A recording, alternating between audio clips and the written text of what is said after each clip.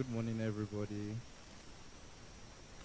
Um, I'm here representing my mom, who is actually the host of this conference. She's not meant to be here. The women's conference, as the name implies. But I'll stand on existing protocols. First of all, I want to welcome all our speakers, Amanda, Swalaja, Miriam, Okun, then also to IDK and also to Aisha. Thank you so much for making out time to be with us. Beside this conference last year with the virtual edition, um, and we held it around August last year, basically in celebration of International Women's Day. And the reason we started the conference was particularly for us that news that a significant portion of our workforce is largely female. So about 60% of our workforce made up of female. And my late father was someone who always believed in the potential of women. So, for example, in News Direct, the first editor of our paper was a woman from inception. And across board, many of our management positions are held by women. We have a representative here, Mrs. Suzanne. And beyond that, my mom was just thinking of, okay, how do we sustain this legacy? How do we ensure that beyond just our company, how do we also extend it to people outside? And that was how we came about the Thriving Women Conference, bringing together majorly young women and then bringing speakers and experienced professionals, just speak to them and chart a pathway forward for them. So today's conference is quite special because this is the first physical edition that we are doing, and I'm grateful to our usual supporters, Airtel Nigeria. There's no project Airtel does not. In fact, Airtel is always the one disturbing that. What do you guys want to do? So Airtel, thank you so much for supporting us for this conference. I also appreciate Olive Pay, Olive Microfinance Bank. Thank you so much. Then of course, our foundation also. Thank you for giving us a penny out of your budget to support this conference. And finally, to the participants, thank you for showing up. To those that are here on site and those that are tuned in online, thank you so much. You are going to learn a lot from this conference based on the pedigree of the speakers that are here today. I'm sure you won't regret taking out time to be here today. Thank you, and do enjoy the rest of the conference.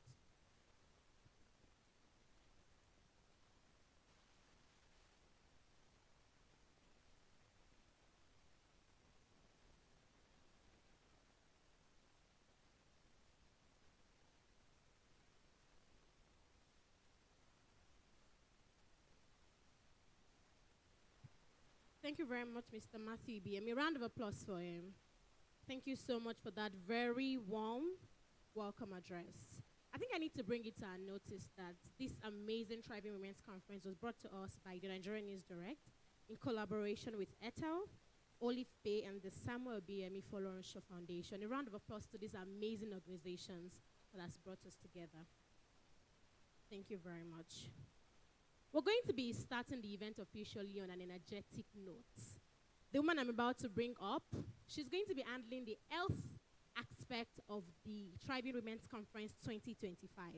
So when she comes on stage, I would like us to please cooperate with her because I know that she's going to be shaking us a little bit. Yes, because we said we don't just want to exist, we want to thrive. And thriving is in all aspects, mentally, financially, career-wise, health-wise. And that is why we've decided to bring the best woman for this segment of the event. And that is no other person than Mrs. Okpeyemi Adedokun. A round of applause for her. Kindly stand while I read your profile, ma'am. Thank you so much. Okpeyemi Adedokun is a dedicated registered nurse, midwife, and public servant with the Federal Road Safety Corps. As a founder of Ashday Health and Wellness, a platform she established in loving memory of her late mother and brother, she's passionate about bridging the health gap through public enlightenment and education. And today she's going to be taking us on a journey, health-wise. My queens, my Amazons, I would like you to please put your hands together for her as she take the stage. A round of applause for her. Thank you very much. You have the floor.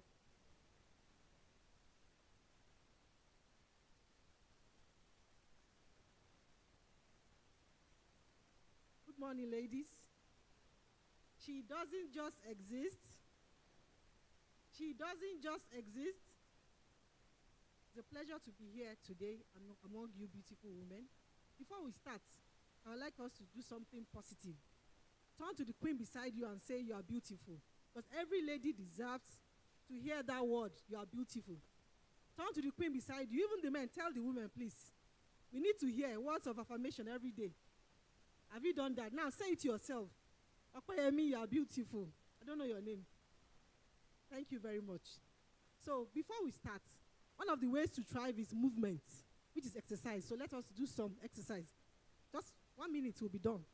So you stand up, please. I crave your indulgence. It's an old exercise. My head, my shoulders.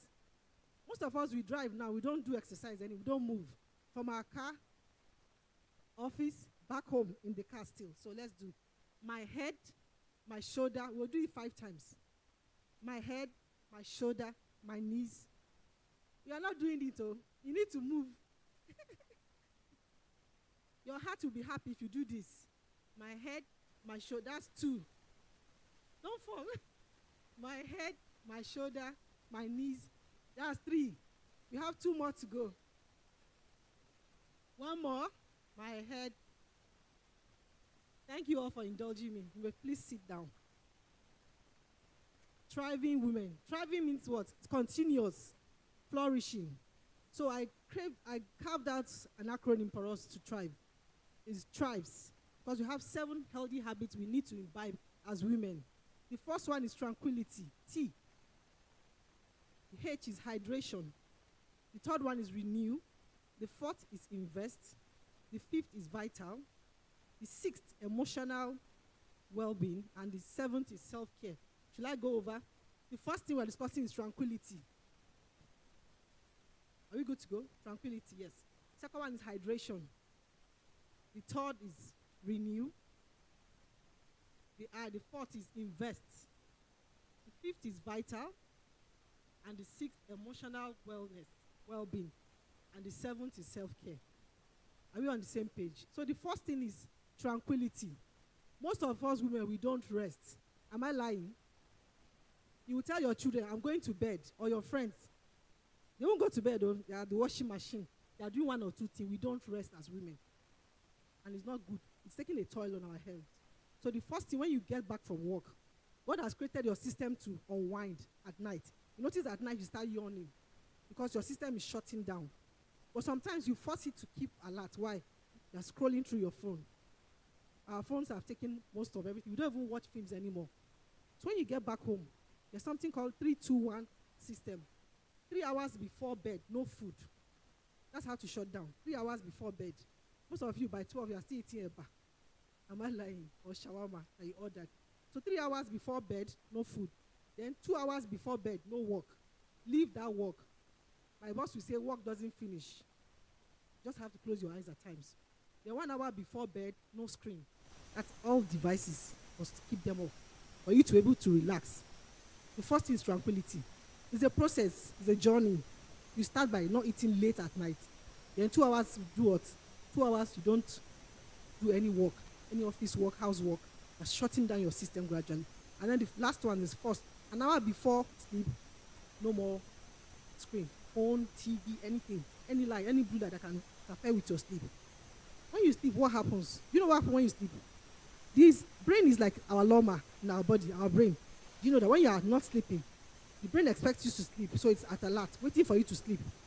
When you come back, you are still on your phone. So your brain is alert, like this, fired up. When you allow the process to take place, when you sleep, the brain walks in. And what does it do? It starts clearing out the waste from the day. The toxins you have accumulated, clears it out.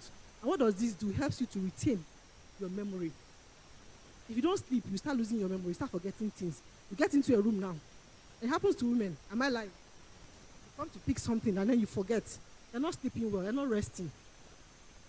So the brain, when you sleep, when you allow the process to take place, the brain comes in and starts doing like Loma, clear out all the refuse, helps you to store memory. So if you want to thrive, you must do what? Sleep. If you want to thrive, you must do what? To allow nature to take effect. And when you finish sleep, what does it do? It helps you to be fired up. There's some hormones in us. What's their work? They regulate our hormones, our mood. But if you don't sleep, you become irritated. You understand? But if you sleep, those hormones will be regulated. So the first one is what? Tranquility. 3 hours before bed, you shouldn't do what? No more food. 3 hours before bed. Because if you don't digest your food, it will interfere with your sleep. Then 2 hours before, leave all the housework, office work, keep it aside. Tomorrow is another day. Then 1 hour before. So we'll go to the next one, hydration. Have you taken water today, anybody? Have you taken water? At least 8 bottles of this every day, minimum. Worst case, that ever water, that bottle, 2 of it is okay for a day. Not at once. And then please, it's better for you to sip than gulp. Just take sips. And now there are so many fancy cups for us as women. We have Stanley, different bottles can help you remember to take water. So as you leave home, take your cup along. Put fruit inside, your best fruits. Cut it inside overnight. Let it infuse. All the nutrients in that fruit will get into your water. It helps you to clean your system. Especially lemon and mint leaf. If you want to detox, you don't need supplements. Just cut fruits inside your water. When you cut into your water, infuse it overnight, whether warm or cold, anyone you like. Take it to work. So every 2 hours, you remind yourself. You can set a reminder on your phone.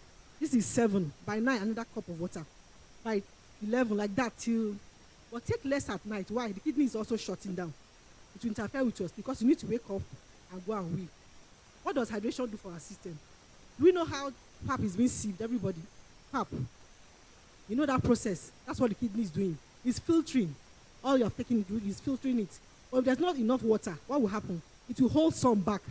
You start developing kidney stones and kidney failure. So for your kidneys to thrive, they need what? Water. It's as simple as that, water. And it's nature's gift to us. Why are we running away from it?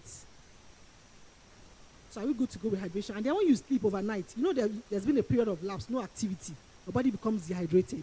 When you take water in the morning, what do? You jumpstart your system. That water goes round. And everywhere is supplied with water. It also aids your digestion. When you drink water, it helps your food to do what? Digest. That's for head. Then we'll go to renew. How do we renew? We nourish to flourish. If you don't eat right, you see skin problems. Sometimes you don't even need expensive creams. Eat right to reflect on your skin. Your skin is the biggest gossip. Whatever you put into your system, it will tell us at the hospital. Comes as a diabetes, kidney problem, pimples and all that. It's what you feed your system to. It's like a computer. Your input is what? And most of us, we rush our meals because we want to go and watch this thing. You've been at work all day, you want to Netflix, you want to chat with a friend, so you rush your meal. What happens? You have indigestion, you have bloating. Learn to chew your food very well. Because digestion starts in the mouth, not the stomach. Do we know that? Digestion starts in our mouth. We need to do what? Chew properly. Mindful eating. Then this is the size of your heart. Do you know that? This your clenched fist is the size of your heart. So don't overload your heart by overeating. But if you're not mindful of eating, what will happen? You will not know. You just be eating and pressing your phone. Before you finish like a big bowl of rice. You wouldn't know. But if you put your mind, you're intentional about your choices, you eat right. So this is the size of your heart. Your swallow and all the carbohydrates should be this size because it shouldn't be more than the size of your heart. Don't overload. Don't strain your heart. So you need to renew to do what? To flourish. So eat right and then be mindful. Then we have something called portion control. You've heard about it. Portion your meals. More of proteinous food, fruits and vegetables. You've also heard about eat like a rainbow. What are rainbow colors? Can anybody remember? Rainbow. Did it in primary school. Rainbow colors. Give me one. Red, apple, tomatoes. What other color? Yellow, oranges, citrus. Just make your food, your plate colorful. It's healthier than reduce the junk food you take and reduce your sodium also. What does sodium? Sodium is salt. What does it do? It retains water and this elevates your blood pressure. So less sodium, less processed food. And one thing that happens about food is if you don't make healthy food available, what will you eat? Unhealthy choice, you need to order. But if you have healthy things at home, you have no choice than to. Because when we say when the desirable is not available, what will happen? We'll go for the available. So you need to stock, meal prep as women, as students, as working class. Any day you have a free time, go to the market, prep your meals ahead. So then when you are busy, you just pick warm it and then you have healthy things to eat. Then during break times, let us snack on healthy meals. Almond, granite, a handful of nuts is okay. Garden egg. Let us take less of junk food. Then the eye, invest in exercise. Just done that now. You may say, I'm so busy, I don't have time to go to the gym. Even at work, by your desk, just stand up and stretch. Just bend like this. Or go to the next table. Mr. Frank, how are you doing today? It's an exercise. You have moved. What you need is movement. Find something that you love to do. Me, I love to skip. So sometimes if I'm free, I skip at home. Just find an activity that you enjoy and incorporate it into your lifestyle. And that's all. You try. Because if you don't move, you're giving room for heart disease to step in. The heart is a muscle. You need to exercise it. But if you leave it, what will happen? It becomes weak. You need to exercise. A walk can be a jog. You can be skipping. Anything. Just find something that you love to do. Add it to your activity. So invest in exercise. And if you have time, also go to a gym. Because the gym will help you. You have other people doing it. They motivate you to do more. Then we'll go to Vitals V. Do you know that October is Breast Cancer Awareness Month? Are we aware? Ladies. October has been designated for Breast Cancer Awareness Month. If you are still menstruating, please, 10 days after your period, please do a self-check. You see it in the flyer. If you are still menstruating, 10 days after your period, please check your breast. And if you have reached menopause, please pick a date every month, maybe first of every month, and check. Our body is our first doctor. Do you know that? Our body, it speaks to us. That constant headache you're taking paracetamol for, it could be giving you a signal. That loss of weight. You're not doing anything special, and your weight is dropping. You need to find out. It's a body. It's like a check engine signal. If you are driving now, your car makes noise, what will you do? You put off the music and listen. Your body also speaks to you. Sometimes you see that you have bruises without any injury. You just see that you developed a bruise. You need to get it checked. Don't just keep quiet. Mammogram. If you are 40 years, go for a mammogram. Just 10 minutes, you're out. Early detection does what? Improves treatment options. Sometimes it's nothing, but if you don't check, how will you know? There's something called risk factor. These risk factors are things that makes you prone to having a disease. But if you don't go and check, how will you know? When you know maybe a father or a mother had hypertension, I mean, it runs in the family. I have to know by checking my blood pressure. Have you checked your blood pressure recently, anybody? The grind is good, but our health must not pay the price for the bag. When did you check your blood pressure last, anybody? When? Yesterday. That's very good. If it's high, what do you go to the hospital? It could be stress. It may not be stress. But you need to find out. If it's consistently high, you may have hypertension. If you don't treat it, heart attack can come in. Cardiac arrest can also come in. So please check yourself, ladies. At when you get to share the flyers down, you can also Google it, how to check yourself. 5 minutes, you are done. If you notice a lump that is painless, please get checked. If you notice that your breast, one is bigger than the other, there's a problem. It shouldn't be so.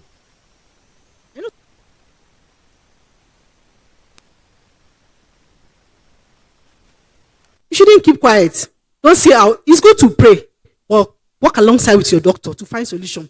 I was talking about risk factors. Now we have two kinds of risk factors. There's one that you can do something about. They are called modifiable risk factor, like your lifestyle, what you eat.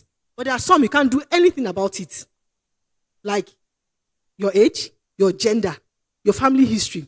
If my father has hypertension now, that means it runs in our family. I have to start safeguarding myself. I can't compare myself with somebody that doesn't have a family history. You understand? You know that I have hypertension in the family. I monitor my diet. I start to exercise. You read the story of RMD. Did you read it? He said he lost his parents to a lifestyle disease. He started exercising. He came down. His weight came down. He was intentional about his health because he knows that he has a family history. So please get checked this week.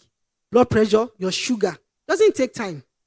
And if they say, do you have hypertension in the family? People will say, God forbid. No, it's not a sin to have a condition, but you can manage it if you know on time.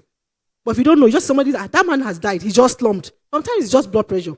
If you are taking his medication, it will bring down that blood pressure and he'll be fine. But we take things for granted. We want to make money. It's good to make money. But if you have money and there's no health, what's the point? The promotion without health, the car without sound health, does it make sense? It doesn't. We need to work hand in hand. Then we have emotional stress, emotional well-being. Do you know what stress is? Stress is the body's reaction or response to a threat. That's what stress is. Occasionally it's fine. Maybe you have a seminar or you have a deadline to meet and you are stressed. That's fine. But when you are stressed constantly, it affects your health. You will not know. For instance, now if a lion walks in here, we all react differently. If a lion walks in, how will you react? So I seated, now a lion just walks in. Some people will not run. We have three responses, man. We have fight. Some people are geared up. They want to defend themselves. And we have fight, and we have fright. They are stuck in a place. They are already shaking. There are some hormones causing that in your body. Those hormones help you to fight system. It raises your blood pressure. So stress is inevitable, but better we manage it. How do we manage stress? One of the ways is journaling. So I will share this. Write 5 things you are grateful for. We've stopped writing. Journaling is very, very important. Clears your thought, clears your mind. Express yourself without oversharing with people. We had diaries before. Do we have diary anymore? We had hobbies. We don't have hobbies again. Now it's just our phone. Our life is our phone now. You go for dinner with somebody, a friend, no communication. What are you doing? You are pressing your phone. So please, somebody should share this. Write down. You don't need to give it back to me. Just to teach you to journal. Write 5 things you are grateful for. It can be anything. Life, your friends, your family, a promotion. So journaling helps us to process our thoughts. It clears your mind from stress. Sometimes there's some stress you cannot avoid, like traffic. You plan yourself ahead of time. If I know that I will get here in 10 I want to get here by 10, I leave home early to meet up to beat the traffic. And there are some that you have to live with. If you have a difficult boss, think of how to manage him or her. So you need to adapt at times. You need to alter. But some you cannot change, like loss of a loved one. Can you change it? You have to accept it. So sometimes you adapt, sometimes you adjust, and sometimes you accept. But we need to learn how to manage stress. It's very important. And stress is a silent, it will be creeping in on you. You will not know gradually. It's wearing you down. One day you just break down and flip. And people will be surprised. What happened? She went into depression. It's not one day. It's the process. It's been happening, but you didn't put your mind to it. So learn to journal. Their music helps also. Some of us like to dance. When did you dance last? As kids, you like to dance and jump, but because of stress, looking for money, meeting a deadline, we've forgotten ourselves. Please, today, go back to the things you love to do. It could be dancing, it could be music. Please, don't let stress wear you down. And that thing is also exercise. Stress, if you are stressed up, take a walk. It will clear your mind. And then your space too. If your table is cluttered, it affects you mentally. You will not know. Everywhere is in chaos. You won't have peace. So if you are stressed up, you can write down, journal, anything. Write love letters to yourself, affirmations. I'm this, I'm going to be this. In 5 years, I'll write down things, process your thought, it clears your mind, and prepares you for the next day. The last one is self-care. Most of us don't care for ourselves anymore, but we care for others. Especially women are guilty of this. Your sister will call you, sis, I need 100K. Bam, you have wired to her. You can't spend that 100K to do a test. Am I lying? It's too much. Mammogram care. Pap smear. There are vaccines you should take, but you feel it's too expensive. But if your sister calls you or your father or anybody calls you, you do that. You need to give that love you give to people is good, but give that same love to yourself. It doesn't have to be expensive. A pedicure is nice. Or a hair, just go and wash your hair. Or even a thorough bath. Or lighting a candle. Please, you need to take care of yourself first. When you are full, what will happen? There will be an overflow. But when you are burned out, you'll be stressed. It's good to be kind, not nice. Most of us women are nice. It's wrong. Love your neighbor as, not more than, as yourself. Most people just be going and you see them, they'll fall down. And they'll say she's dead. She's been having signal. The body is her car. It has been saying, check engine. But I need to do this. I need to do this. Sometimes even buying ice cream for yourself as a treat. Celebrating your small wins. It's not much. I just got promoted. Be happy about it. Their happiness is intentionality. Do you know that you must be happy deliberately? Make up your mind. In the morning, ground yourself. Listen to podcasts. Prepare your mind for the day. Seize the day. And decide that nobody can ruin my day. It's my day. I won't give you permission to do what? To ruin my day. If somebody is insulting you and say, bless you, you'll be shocked. They're expecting you to fire back and then there will be maybe a blast or something. But you get there and say, all right, I've heard you. And I want us to practice a stress relieving technique. You inhale for 4 seconds. When you are stressed, so everybody just inhale for 4 seconds now. Inhale. It helps you to calm down. It's telling your system, calm down. Hold it a bit. Don't exhale yet. And then exhale. Imagine if you were angry. You will say something better if you have done that. But if you flared up as that thing came, what will happen? There'll be an outburst. So inhale for, anytime you are stressed, just inhale. 4 seconds, hold it. And that's 7 seconds. Then Exhale. When you are stressed, you know it. You see this place tensed up. You know your mood has changed, your face has changed, and it will ruin your day. Even your productivity will go low. When your health suffers, even the bag will eventually suffer. But if you lose your health, that money you are saving, what will happen? Use it to look for that health you have neglected. Please, let us take good care of ourselves as women. If you have any question, I'll be here. Thank you for having me. Anybody? Breast cancer, hypertension, any question? You are free to ask. Anybody? Are you asking or stretching? Anybody? Feel free to ask. Yes, please.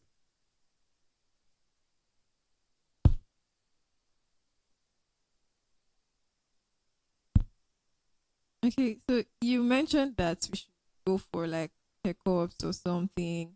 Um, it's not something that's so common in our space, in our setting, right? So, what kind of checkups, tests should we go for, particularly as young girls? As a young lady, one of the first tests you should do is cervical vaccine. Go for a vaccination. You'll be tested first for HPV. If you don't have it already, you'll be vaccinated. What does this do? Vaccination is like that virus will be put in you, but in a weakened form to prepare your body. Do you understand? That's what happens in vaccination. Like somebody will come and give you a mock test. That's what vaccine does. It prepares you for that disease. When it comes, the body is ready to fight it. So as a young lady, please go for a HPV testing. If you don't have it, then you'll be given a vaccine. Then you can also check for breast cancer. You're not too young to check for breast cancer. Because cancer doesn't know age or gender. It affects men too. Even men have breast cancer. And the other cancers can be checked for also. Please. And then your eyesight too. Sometimes glaucoma runs in the family. If you don't check, how will you know? To make it easier for you, just pick your birthday. Do an annual general check. Once it's your birthday, remember, like your license is fixed on your birthday. Once it's the time, just go. Please, I want to do a random body check. You check your sugar, your blood pressure. The first thing to even check is just blood pressure. That's the easiest indicator. Because it goes with a lot of hypertension can call diabetes as a brother. Yeah, let's go. Like that. They keep moving. Other things with kidney damage will now call. They used to call themselves. They are cousins. Once your BP is high, you don't regulate it to affect your kidney. Once your sugar is high, you don't treat it to affect your kidney. So just go to the doctor. Please, I want to do some annual check. They'll do it for you. They give you a list of them. You pay, do the ones you can afford. You can save towards those you can't afford yet. But the first one is vaccine. Please, for HPV, get tested and then get your vaccine. Any other question? Yes, ma'am.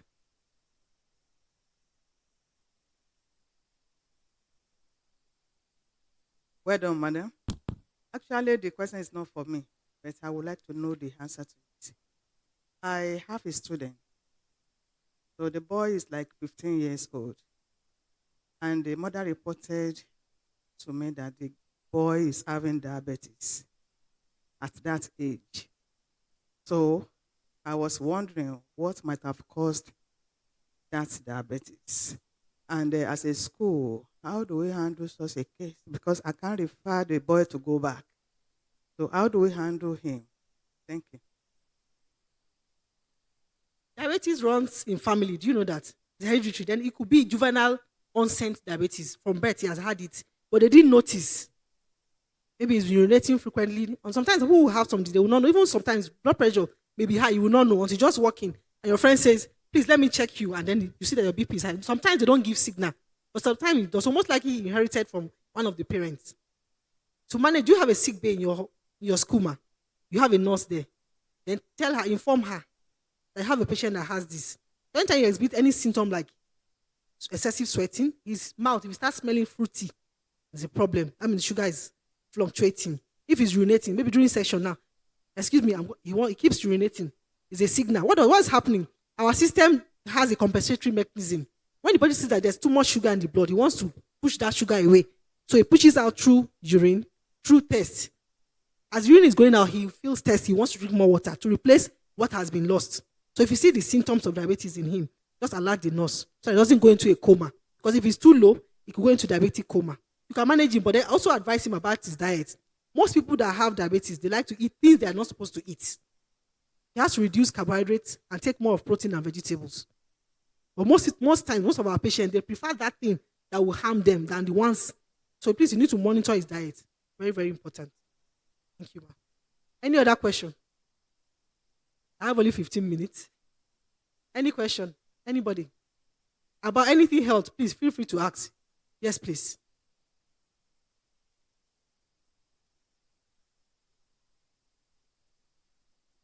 Hima, I recently heard about hepatitis B. There are two different types, active and inactive. So the one that is inactive, is it possible that it becomes active, and what could cause it? What can it be? Hepatitis has to do with your liver. You know that already. Hepa, liver. So anything tis is inflammation. That's all. When you hear anything tis, inflammation. So that latent means that it's there, just waiting for something to kickstart it. So it can still become active if you don't do anything about it. And it's infectious. Are you aware of that? And then you have to change your diet. But the best thing, once you have already, just go and treat it. Don't wait until it becomes active. There's something your body people say, I will still say it in English, that go. You know the meaning of go? It's there, it's hiding. It will still come out. Do you understand? It's hiding. It will still, something will trigger it and it will still come. Do you understand? So if you have it already, or the person that has, you should just go and be treated. It's viral, so it needs to be treated as fast as possible. And then diet, lifestyle changes also. Things that will not stress, that will not burden your liver. You know, the liver's function is to change things we eat. Anything I eat now, the liver will convert it to something less harmful, then push back to your body. If you keep taking things like alcohol, things that can damage the liver, it becomes weakened, and then the condition will become worse. That's it. Any other question? Maybe two more, so we can give room for other people to take their session. Yes, please. Okay, I also want to ask, extremely painful menstruation, is that normal? Is it a cause for concern? It's not normal and it's a cause for concern. When you added extremely painful, fine. When you say extremely, you should get checked. Sometimes fibroid could be the cause when you have fibroids, but if you don't check, how will you know? When you do a scan, another test, they will detect what is causing that painful menses. Painful, fine, but when it's extremely, please get checked. There's a solution for dysmenorrhea. It's called dysmenorrhea. There's a solution for it when it's extremely painful. And you know what to do to relieve yourself, right? Hello? You know what to do when you have painful menses? You take a hot water bottle round, take a mild analgesic. If you have ulcer, don't take diclofenac and ibuprofen. If you have ulcer, if you don't have ulcer, you can take. Any other question? One more, last question. Yes, sir.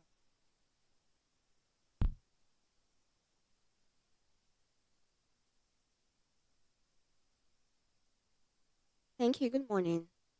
My question is this: you've spoken a lot about health check for women, doing a lot of things and all that. Now, let's be factual. You know the economic situation of the country.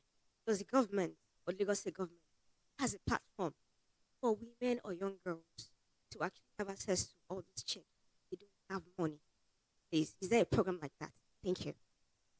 Some companies run free checks. You need to be alert. Sometimes access different banks. Airtel, they run free checks. But if it's not available, do you have a phone? Excuse me, do you have a phone? You buy data, then you have money. If your health is important, it's just a matter of priority. Some of us use iPhone and you say, I don't have money to do mammogram. And they have pain, they have a lump in their breast. It's just priority.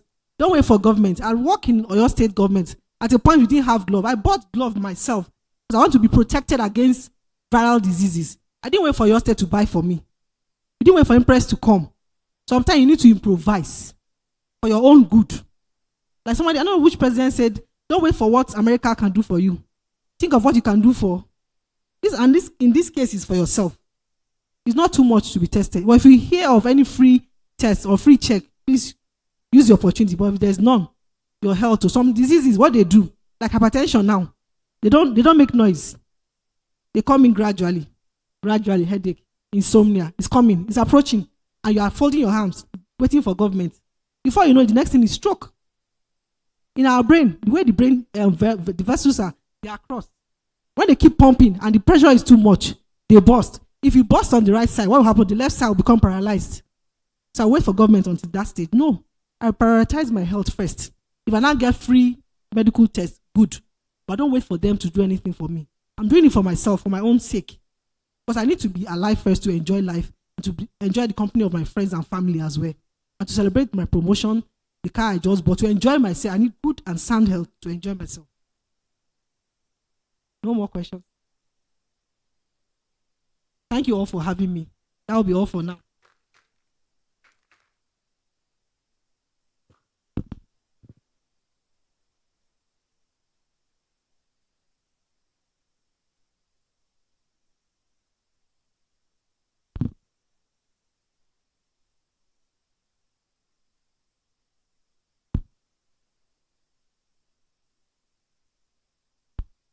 I think that she deserves a better round of applause.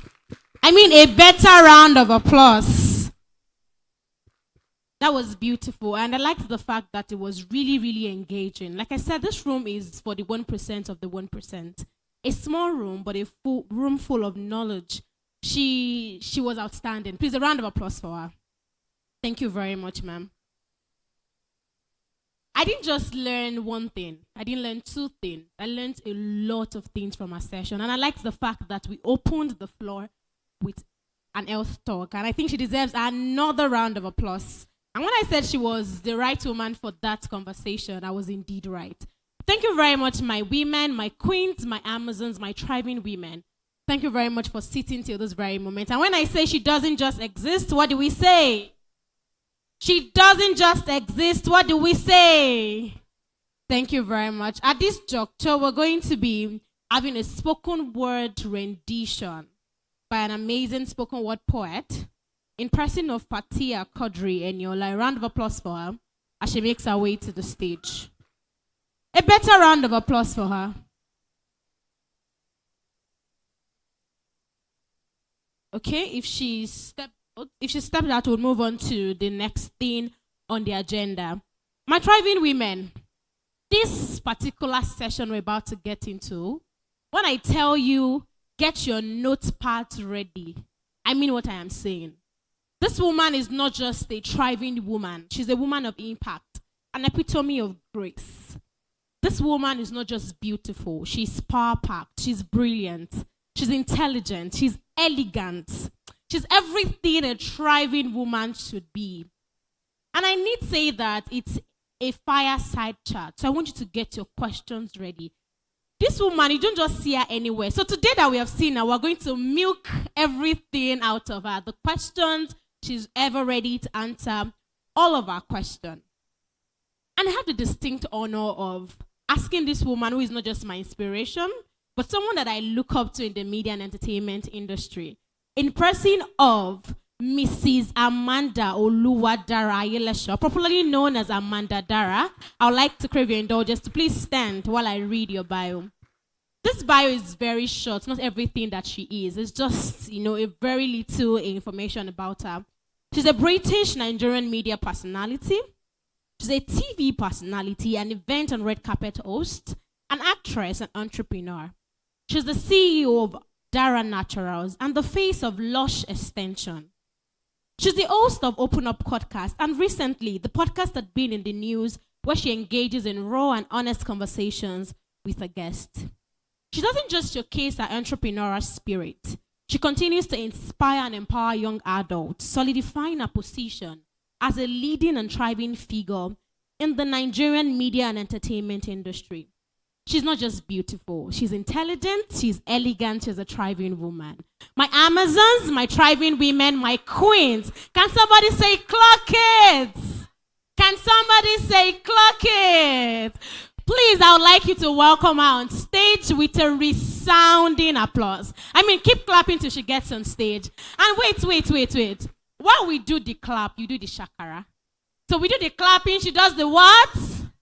We do the clapping, she does the what? So while we keep clapping, she's going to come on stage elegantly like a queen. Are we ready? 1, 2, ready, go. Thank you. I mean, look at that. Thank you very much. And the person to moderate this panel session is no other person than the phenomenal, the intelligent, the exceptional. Our host for today, Ogunkola Ifeoluwa, and that's myself. Thank you very much. I got you there. Thank you. Yes. Please, I'll need somebody to please move this for us. It's a fireside chat, and we'd like the cameras to see our face in the journey. So what was the moment you realized your passion could become a viable business or income stream? I'll go again. What was the moment you realized your passion could become a viable business or income stream? Okay. I find that question very interesting because I've always been one person that I wouldn't say I was a teenager that knew what I was passionate about. I did know the things I was not passionate about. For instance, myself and injection, we don't go well. Anything blood.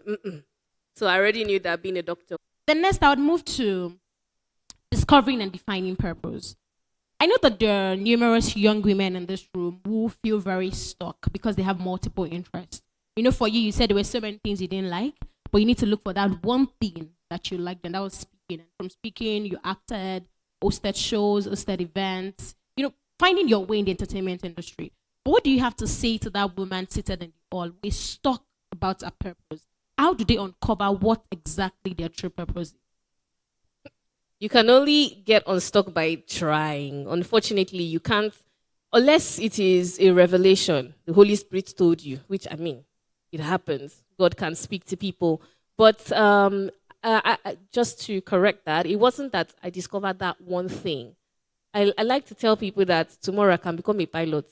Honestly, if it's just something that strikes me and I'm like, I have interest in this, it's actually very possible. I'm not too old to go to pilot school. So I think what it is that we are all evolving, right?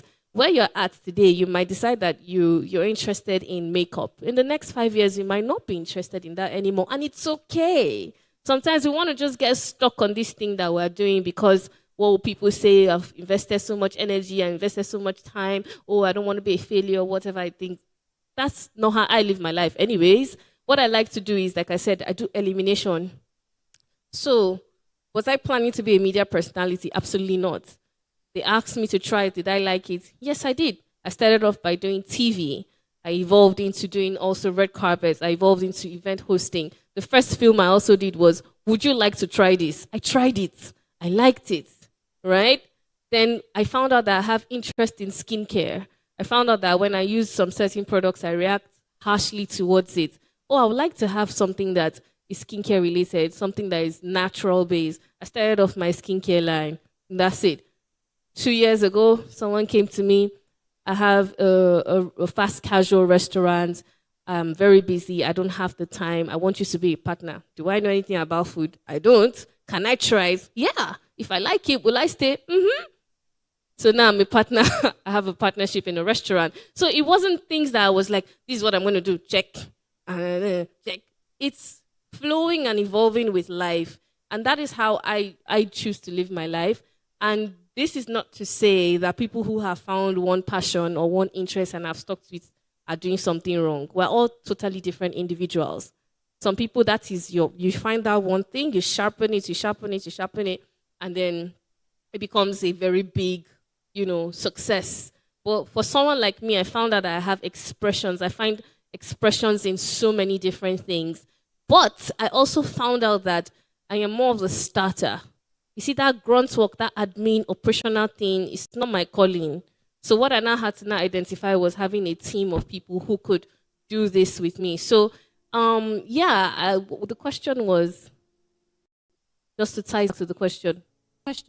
Okay, how can someone uncover what their true purpose is, especially when they have multiple interests or feel stuck?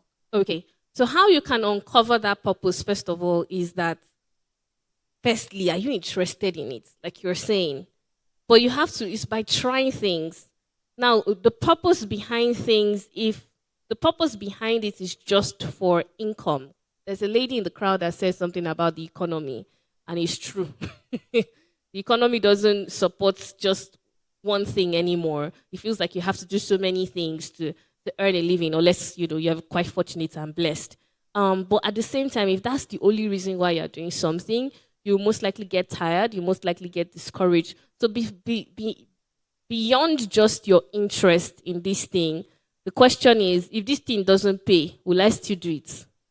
What happens in the months when I have losses? Will I still do it? What happens in the months when, things didn't go as planned? I had to shut down. I had to use my personal money. So I think beyond just things that you're interested in and can give you money, if he's not giving you money, would you still be interested in it? One. Then also you have to also be in a place where I'm just going to do this thing in the meantime, or for 1 year or 2 years or for 3 years, because obviously I need to survive. I need to pay my bills. So you need to be able to identify what interest is for what. So there are some projects, for instance, my podcast, like Want to Be Realistic. When I did the first season, I was not expecting money from it. So at that point in time, I was doing something passionate, like, oh, I'm trying to express this thing. I want to be able to have people who have made it, who are successful, open up about their stories. That was not a business plan. That was not and by the time they come, they will pay 1 million naira to sit down. And before you now watch it, that was not the first thing. But you know why I can do it? Because I have other things that are paying my bills. And that's just the truth. If I didn't, and that was all I wanted to do, it has to monetize. So you might need to, when you're starting out, start off with something that can give you some sort of income, whether it means working for someone, whether it means starting your own thing, while you are pursuing things that might be more long-term. So I have several expressions. Oh, I'm doing this thing because this is bringing me daily bread. I have this thing, this is a long-term goal that I'm trying to achieve. I have this thing that is just strictly as partnership or strictly as impact. I'm not even getting paid for it, but it's my own way of giving back to society. So I'm able to identify these different segments and why I'm doing these different segments. So I don't know. That's just me. I'm a person that compartmentalizes a lot. So that's how I have been able to achieve that. Wow. A round of applause for him. A better round of applause, please. Thank you. I think that what you just said now will provide more clarity to people who are multi-potentialite or who are multi-dimensional. To let them know that we're still young people and we're allowed to pivot or evolve as many times as possible. Today you could be a broadcaster, Absolutely. tomorrow you could be an actress, and tomorrow you could just say, I want to be just start tech. So that's to just say that this particular part of this fireside chat. And if that's your personality, because if you're the person that wants to do one thing, that's also fine. It's fine to be anything that you want to be. Also, I'd like to ask, in 2025, there's a lot of noise on social media.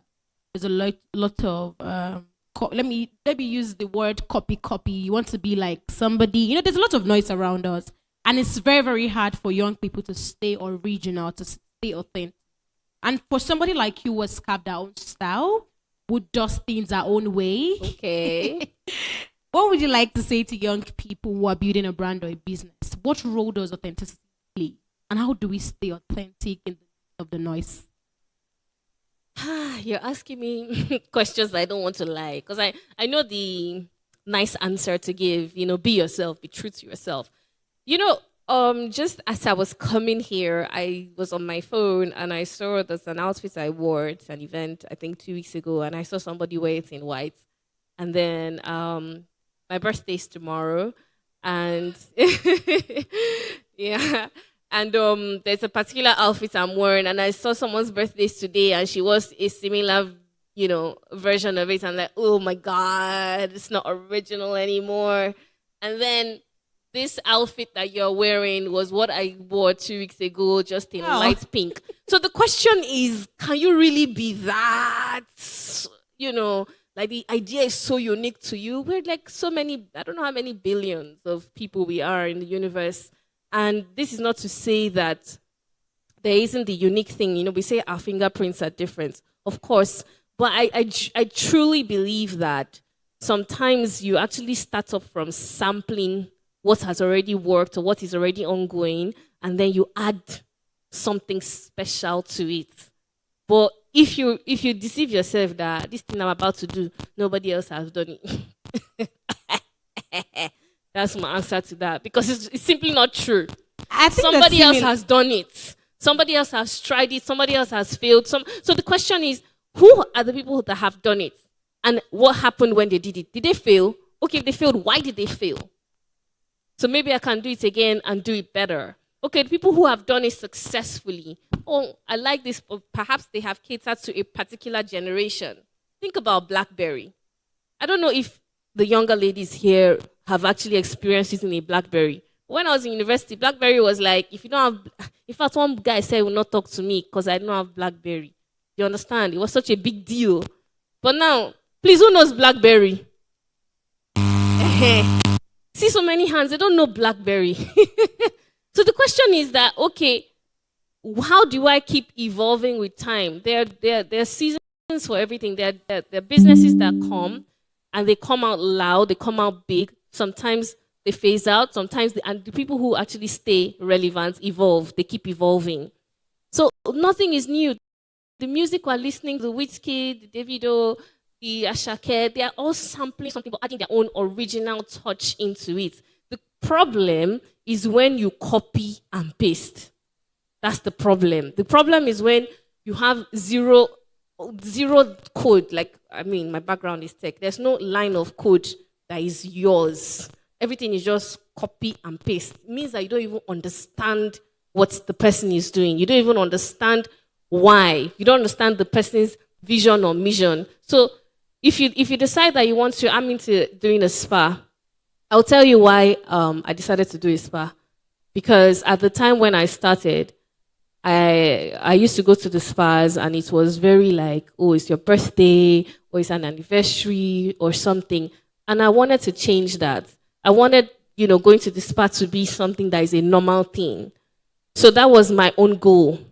That, okay, when you come, it's a regular Thursday, my back was hurting me and I want to go to the spa and it's not so expensive. It's not something you have to like save up for. So I wanted to give you something luxurious at an affordable price. Am I the first person to open a spa? No. No. But that's why I wanted to do what I wanted to do. So if I was going to deceive myself that I'm the first person to open a spa, it's just, not being true. So what I would say to that is, yes, there's a lot of noise on social media. Yes, there's a lot of also good things to actually pick out. It depends on what end of social media you want to be. Exactly. There's a particular page I followed like 2 days ago, and he was talking about ideas that exist in other continents that might not exist in yours. And all you really literally have to do is bring it to your own continent. It's already existing somewhere else, but it hasn't existed in Nigeria.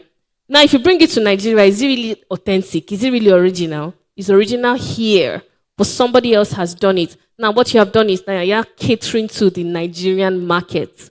So what I would say is that, first of all, if you want to do something that is so unheard of, then don't use gas cooker because somebody invented it. Go and start striking your 2 stones by yourself to create fire. So if you want to actually improve, work on the baseline, work on what people have already done, and then build on it. Look at it as a foundation, not to just copy, but to improve on.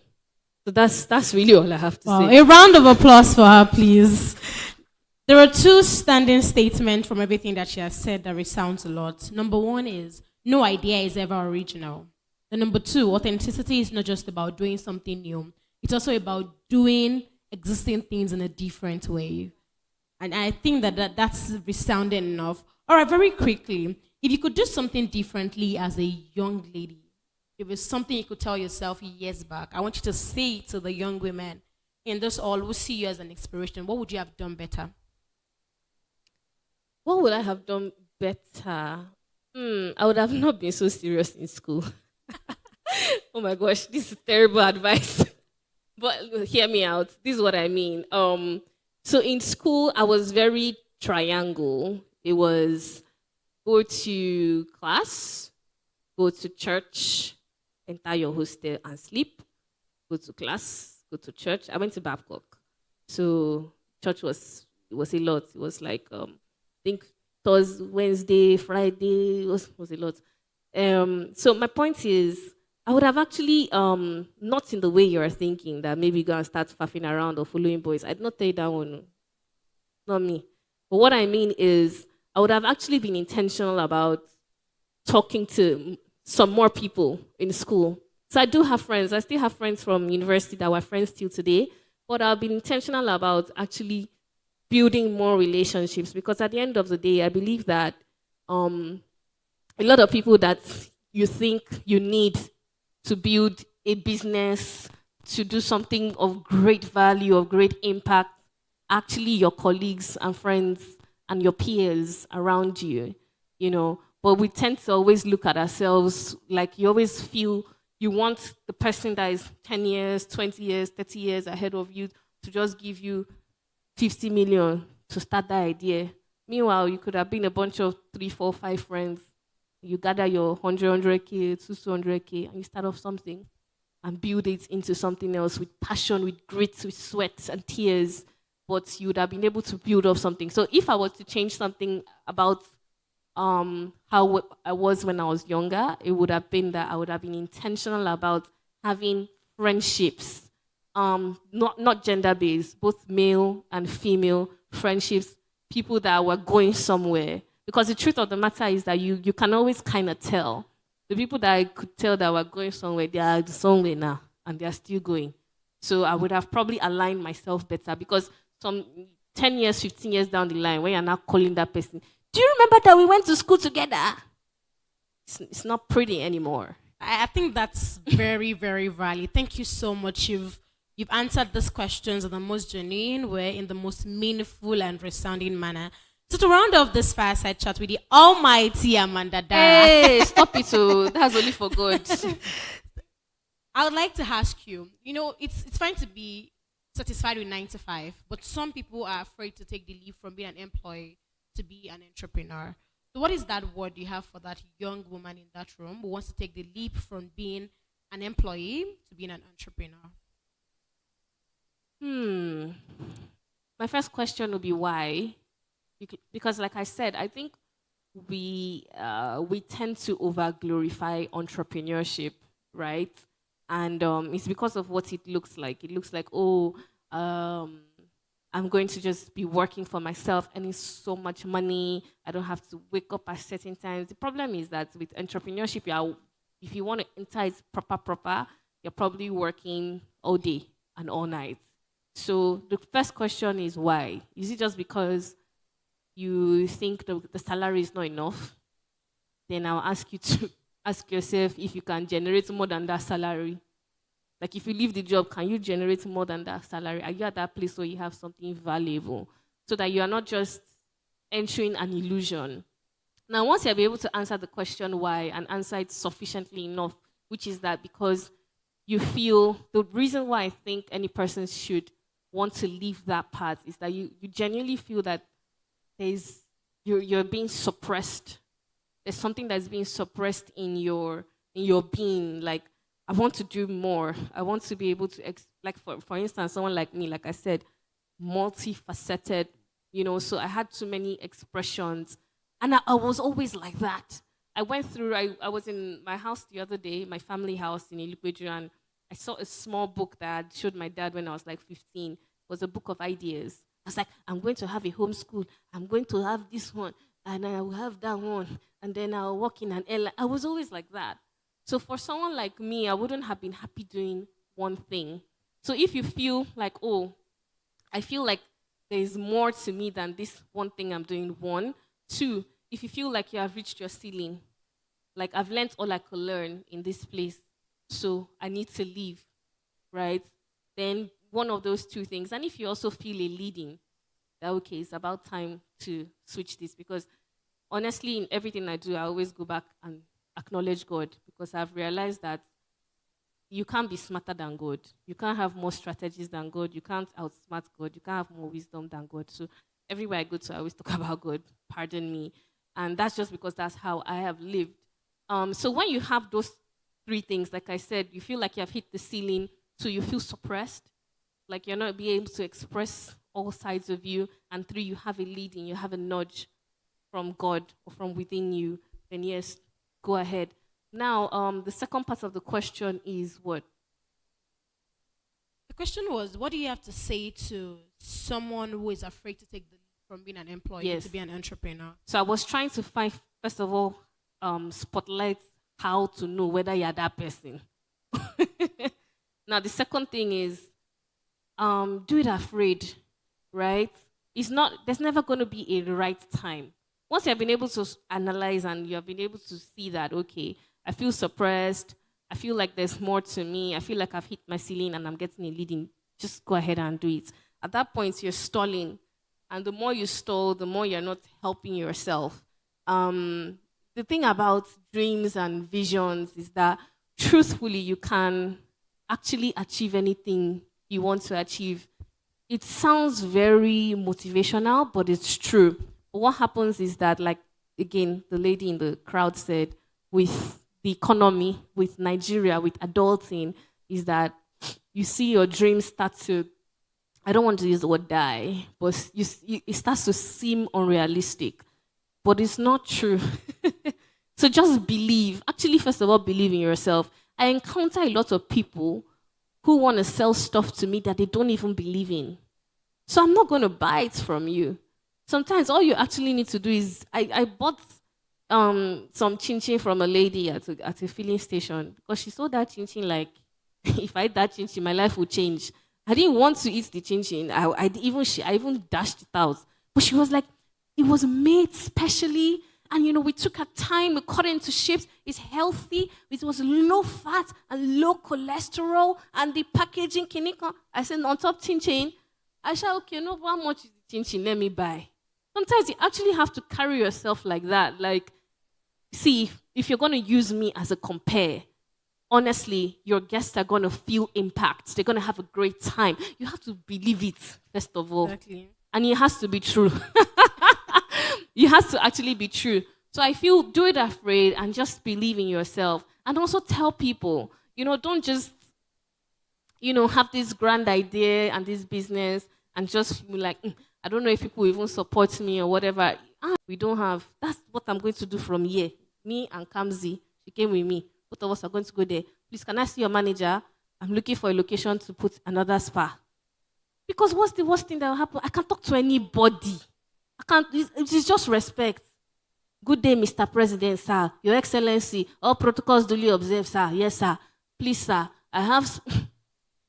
What's the worst that will happen? Do it afraid. Just do it.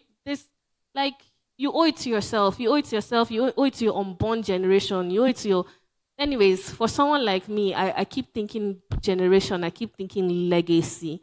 So maybe because I think like that, I don't feel I don't have too much pride to be able to ask for help and to be able to seek counsel. I learned a lot from our previous speaker. I genuinely did. So I'm always open to learning. So that's what I would say. Do it afraid, but do it at, like you said, first of all, that's why I also give you how to spotlight that you are that person. Do you feel like you are the ceiling? Have you truly learnt enough? Because you want to start a business, you don't know what it is like to have a structure. You don't know what it's like to actually know your numbers. You don't know what it's like to know when you're making profits or not. Then are you really ready to do a business? So if you can, you truthfully answer yourself and say, honestly, I don't know enough. Maybe it's that you need to switch to another job and learn more.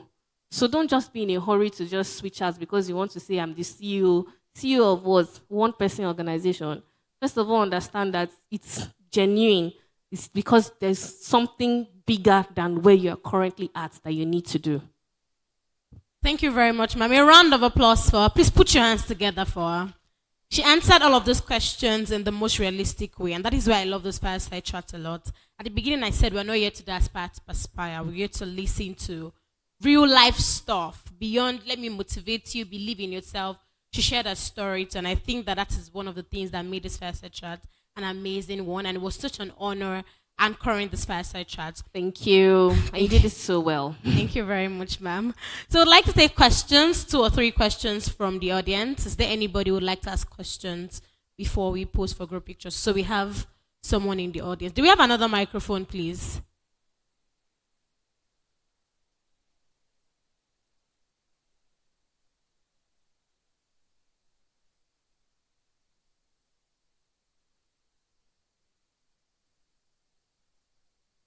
From moving from what you studied, being excellent media personality and entrepreneur, what advice do you have for people who are like where they don't think they are supposed to be, like that's not their passion? Yeah. What advice do you? Okay, you are studying what you are not passionate about, and you want to move into another field. Hmm. Um, I'm trying to look for the most truthful way to answer you. I think that first of all, there's no knowledge lost. I don't believe that because I'm not practicing what I studied, that I wasted my time. I used to think so, truthfully. I used to think that this thing is just for Bali, but it's not true. I realized that it shaped my mindset and it shaped a lot of things about me. So I was already very technical savvy when I wanted to start a business just because of my background, but I never really saw it that way until reflection. What are you studying? And you're even saying, yeah. Okay. So what do you want to do? What are you passionate about? Okay.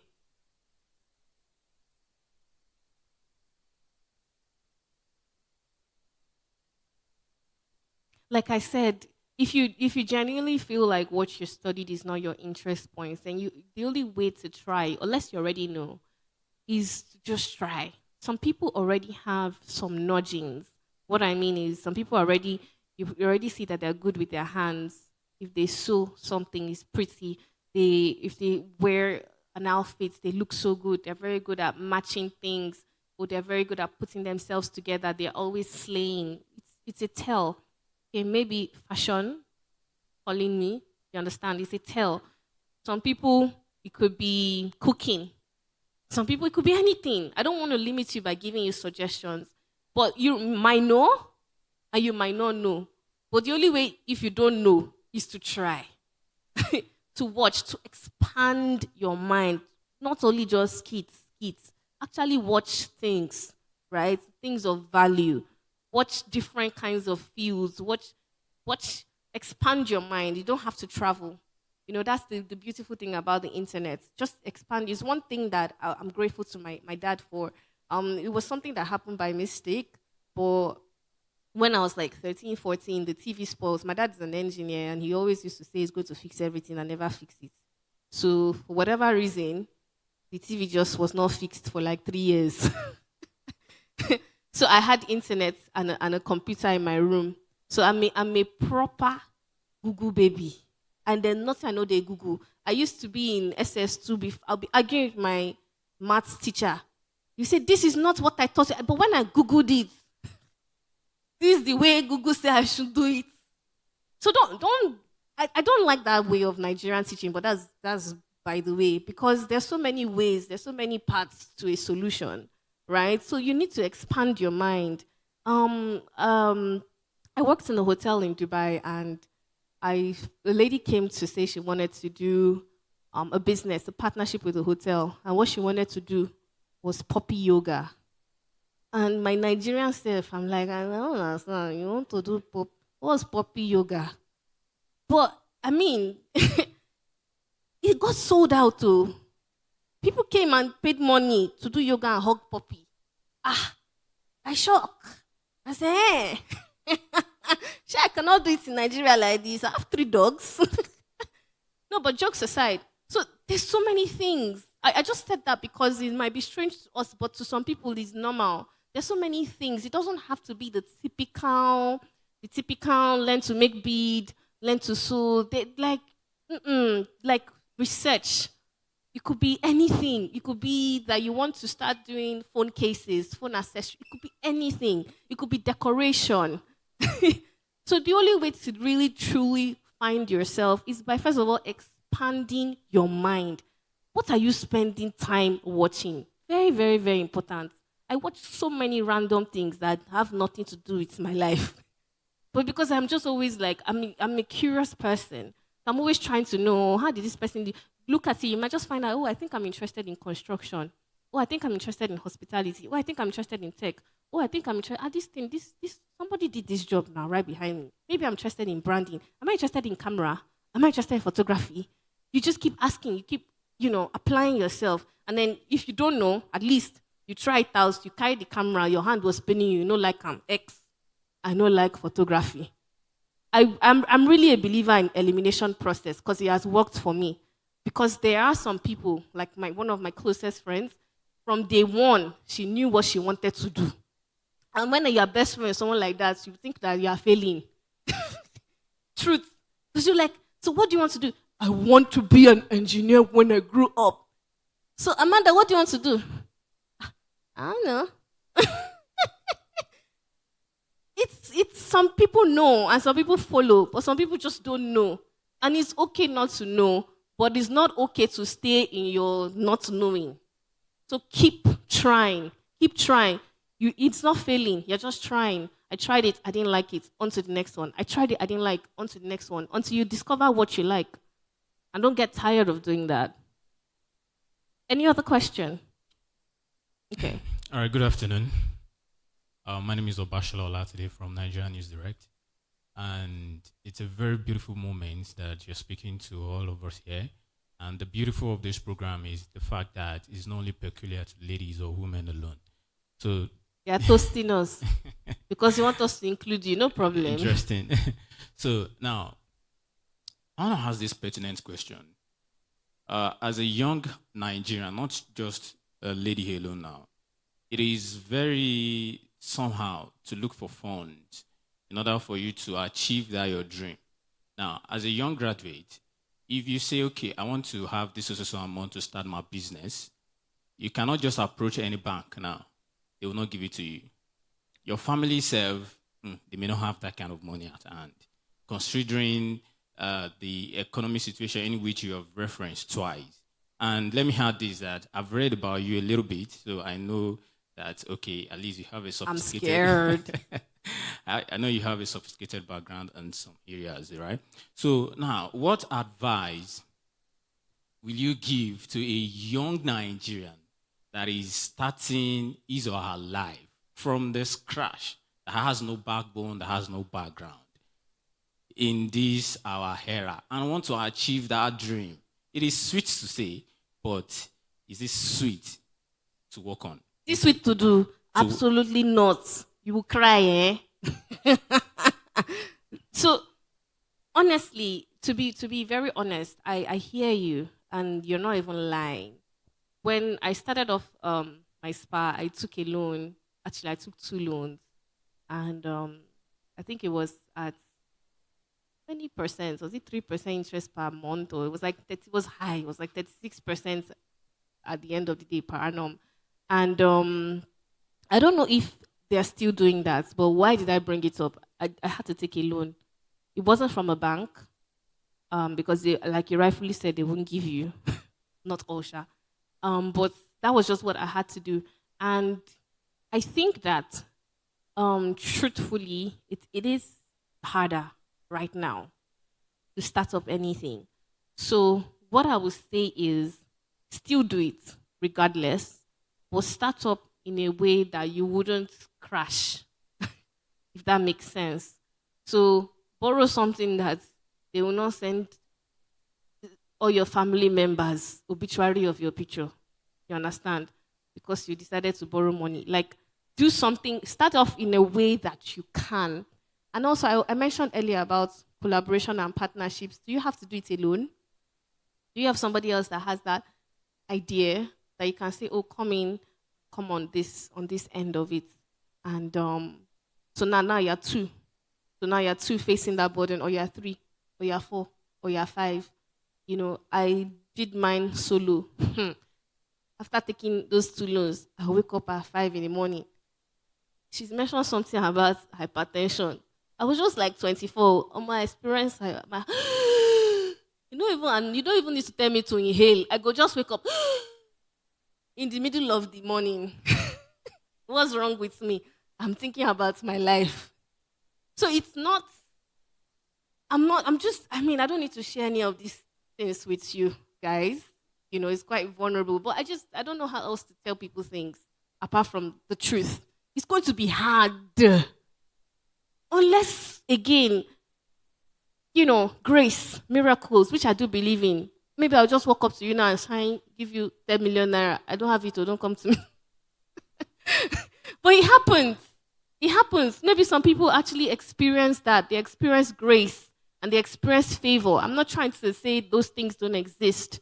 But even when you even experience favor and you experience grace, are you ready? Are you prepared for that opportunity? If somebody now is looking for where to invest 10 million naira, are you prepared? So now if I ask, like, if I even had the 10 million naira and ask, what are you going to do with it? So I am thinking that, Nigeria is so hard. So now the economy, you don't have anything to say. So first of all, prepare like you have it. That's the first, anything I do, I will raise budget like it's there. With your life. It can't be the reason. Because you're going to live life and the only person you can, don't blame anybody. You can't blame your father, you can't blame your mother, you can't blame anybody. We're at a stage of adulting. I don't know how old some of you are, but the only person you have to blame is yourself, really. So you just have to do it and do it the best way. Feet very quickly.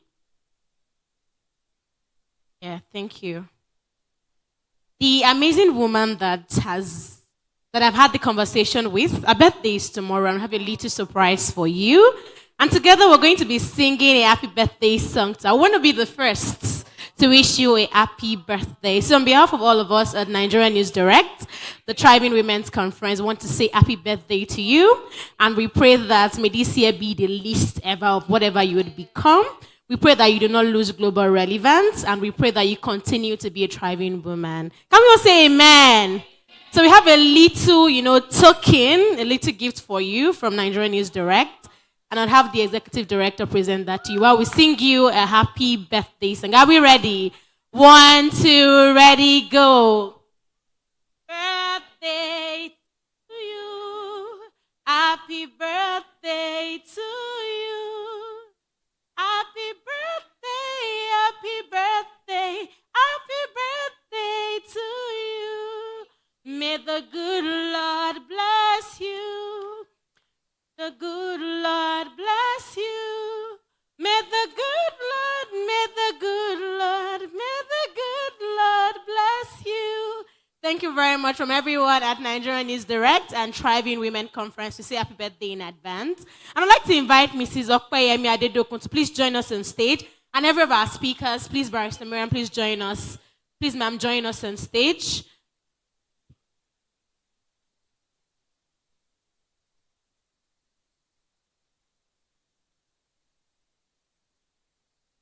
I'd also like to invite the co-founder of Piggyvest to please join us on stage. Thank you very much for pictures. A round of applause for her. She came in while we're having the fireside chat, and this is a very warm welcome to you.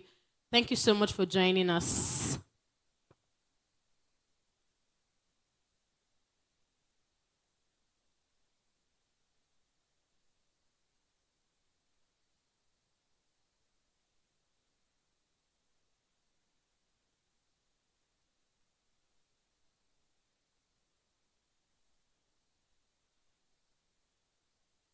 Thank you very much. Happy birthday in advance. Thank you so much.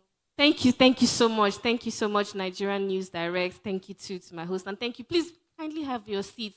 Thank you for celebrating me. May you all be celebrated at different seasons of your life. Amen. Thank you very much. Thank you so much for that amazing conversation. All right, my Amazons, my queens, my thriving women. Before we move on to the next part of this event, I would like to inform us that our tea break is ready. So we can see those tables with wine table covers stationed at the back. Please, you can have your tea break on those tables. Please don't bring your tea, your beverages, your snacks, or your food to your seat. Those stands are there for a reason to network. Okay, in 5 minutes. The tea break will be ready in 5 minutes. So before then, please network, speak to people, exchange contact. Remember that I said that your network is your net worth. So please speak to people. Leave your seats. I want you to start doing it as I speak. Leave your seats. Meet with other people. Ask for their names. Exchange social media handles. Meet our speakers. Talk to them. Post for pictures. And remember to tag Nigerian News Direct when you post your pictures. So after the tea break, we're going to have our next session, and that is a panel session second panel session for the day. Thank you very much, Thriving Women. So please don't sit, meet people, network, and in 5 minutes, our tea break would be ready, and I will announce again so that we can move to the back and have our tea break. Thank you.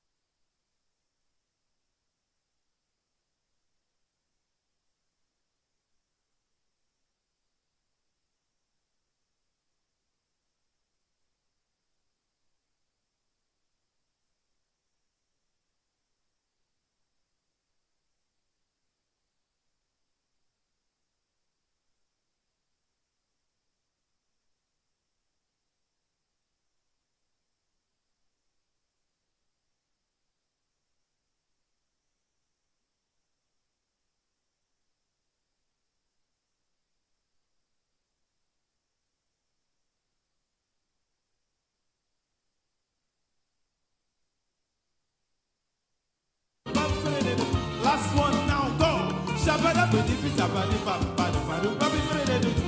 Take it home now.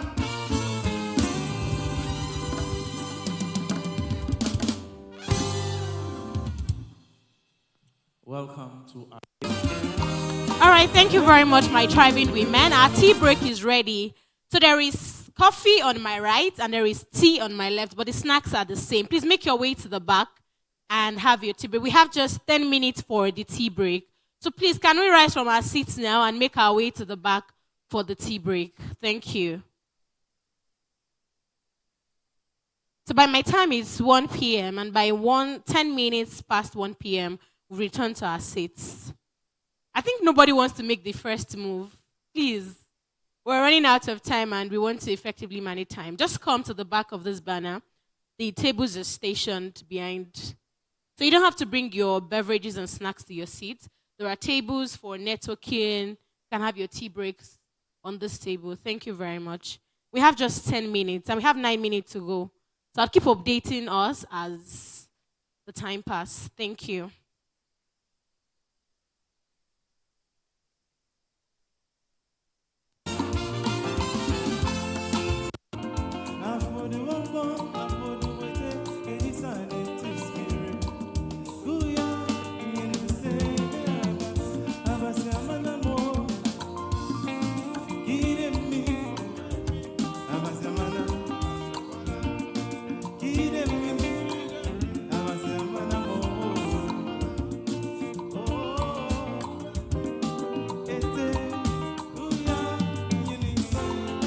One, two, three, let's go!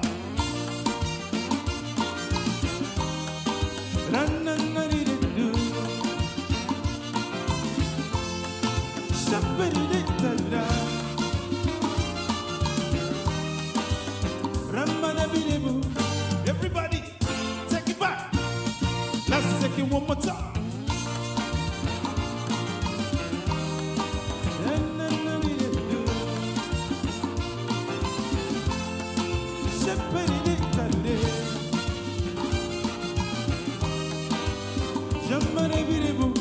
Everybody, 1, 2, 7.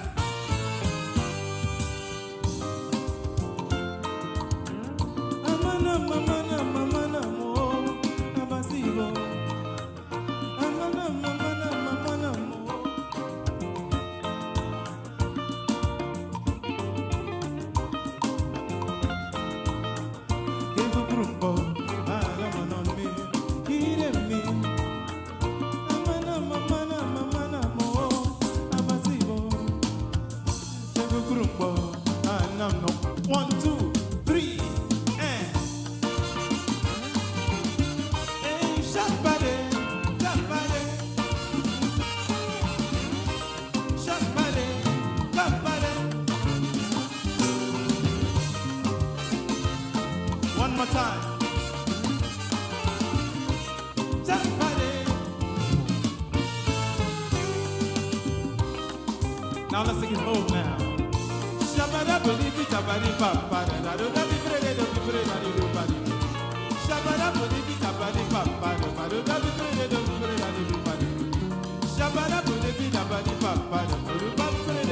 Last one now, go.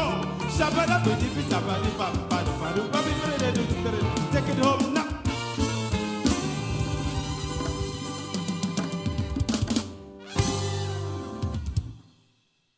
Welcome to Allo, the experience. Ikonki.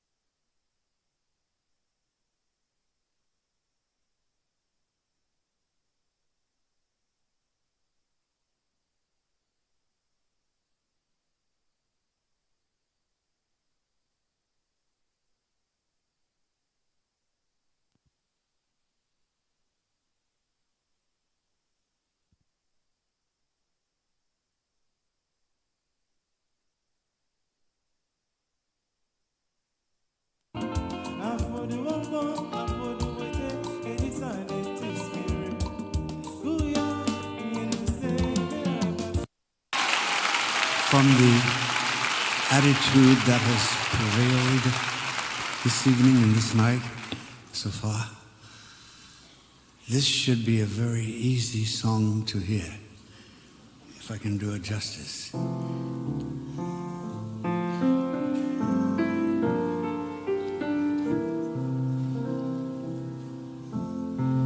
Smile, though your heart is aching. Smile, even though it's breaking. When there are clouds in the sky, you get by. If you smile through your fear and sorrow, smile and maybe tomorrow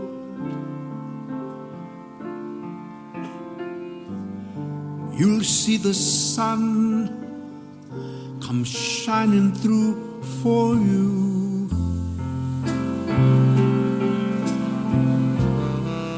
Light up your face with gladness. Hide every trace of sadness. Although a tear may be ever so near,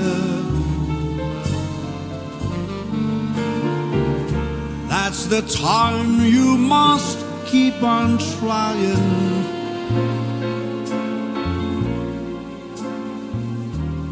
Smile, what's the use of crying? You'll find that life is still worthwhile if you just smile.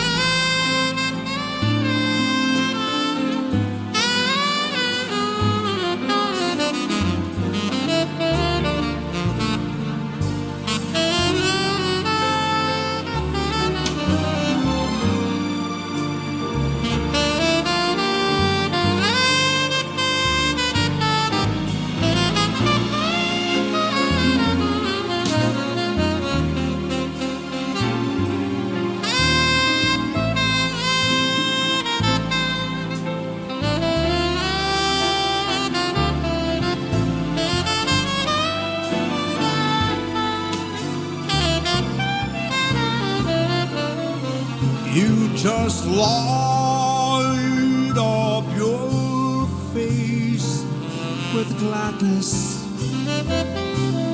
Hide every trace of sadness. Although a tear may be ever so near, that's the time you must keep on trying. Smile, what's the use of crying?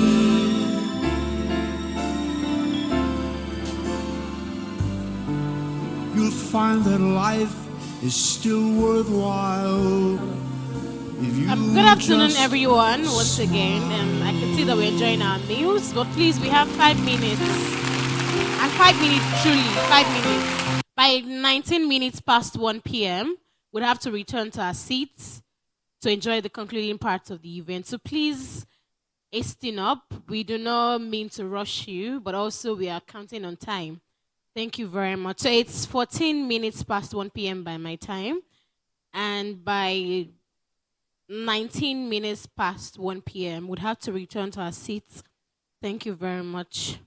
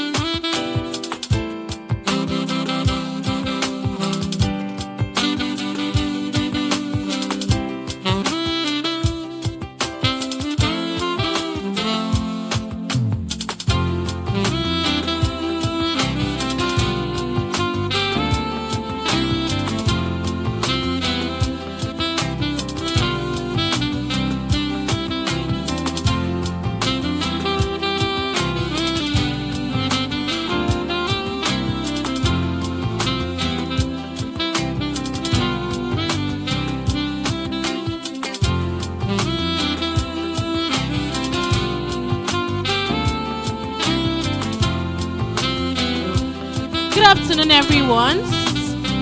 You don't have to be starting now. So please, I would like us to return to our seats now. We're about to start the second phase of the event. So please, we're sorry. I don't know if we're still going to have the snacks set up till the end of the event, so we can come back and have some. But please, I'd like us to return to our seats now. Like as we speak, I'd like us to return to our seats now. I give us more than enough time.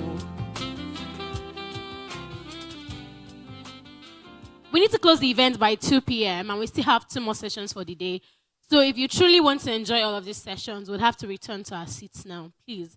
We do not want to keep our speakers, our panelists waiting.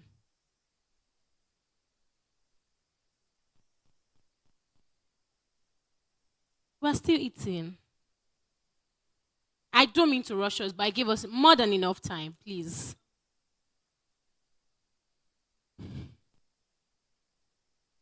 Thank you so much for understanding. We'd have to return to our seats now.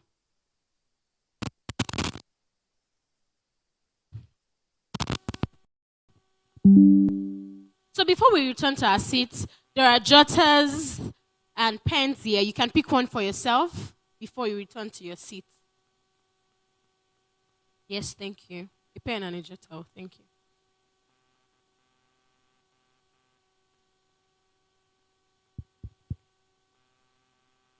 If you are eating, you are wrong. If you're just dishing your food, you are wrong. Yes, you can have water with you. You can take your water to your seat.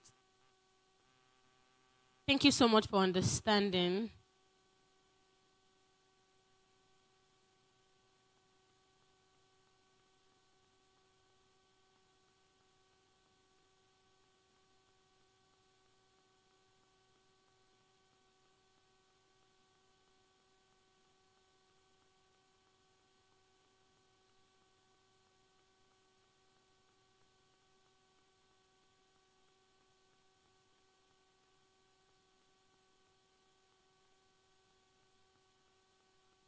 Thank you very much. You're still waiting for us. You can take your water to your seats.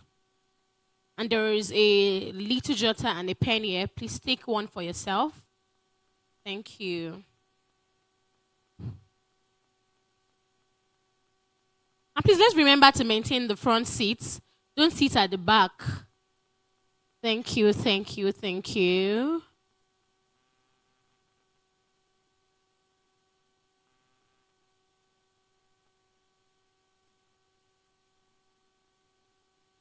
Thank you very much. Thank you so much for understanding. We do not mean to rush you, but then we have to move on with the other part of the event now. So please remember to move to the front. Nobody should sit at the back. Please move to the front.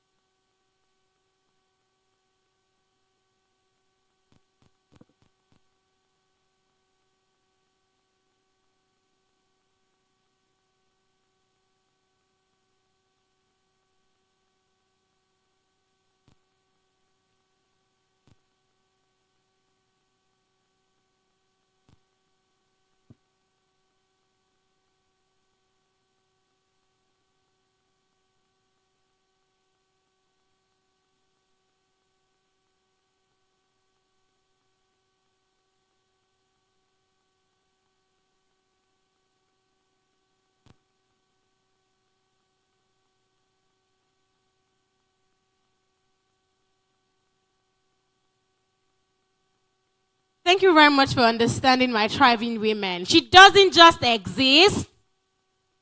Now we have eaten and our voice is now very, very low. She doesn't just exist. We're getting there. We started this event on a 10 over 10 kind of energy, and we need to maintain that energy.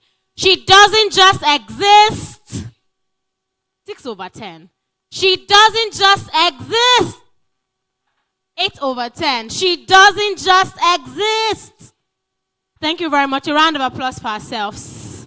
If you know you enjoyed that very little tea break, put your hands together for yourselves. I saw also. If you don't put your hands together, I saw you all. I saw you.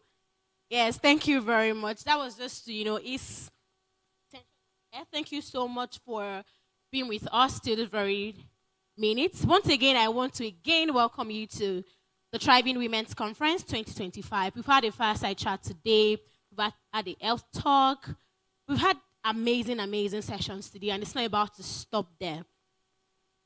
This particular panel session that we're about to have now is something that it's a session that is very important, and I want us to pay full attention to this particular session. We're going to be talking about from glass ceiling to global impact. The women on this panel session are CEOs. Somebody say she. CEOs, not CEOs. And I know that was very, very intentional. These women are women who have walked the path. These women are women who are very amazing. These women are women who are thriving in all sectors. And they're not just here to do aspire to perspire, like I said earlier today. They're going to be talking from their wealth of knowledge and sharing their stories as women who are shattering glass ceilings. And to steer this conversation, we have an amazing moderator. She's going to be driving conversations with two amazing women. She'll be the one to introduce the speakers, but I have the singular honor of also bringing her on stage, and I'd like to crave the indulgence of Barrister Miriam Dan Abu to please remain standing while I read her profile. A round of applause for her. We can do better. Have we eaten now? We cannot clap, please. I want them to think that there's an update. Please, I need that update. Miriam AJ. Okay, Miriam AJ Dan Abu. A round of applause for her.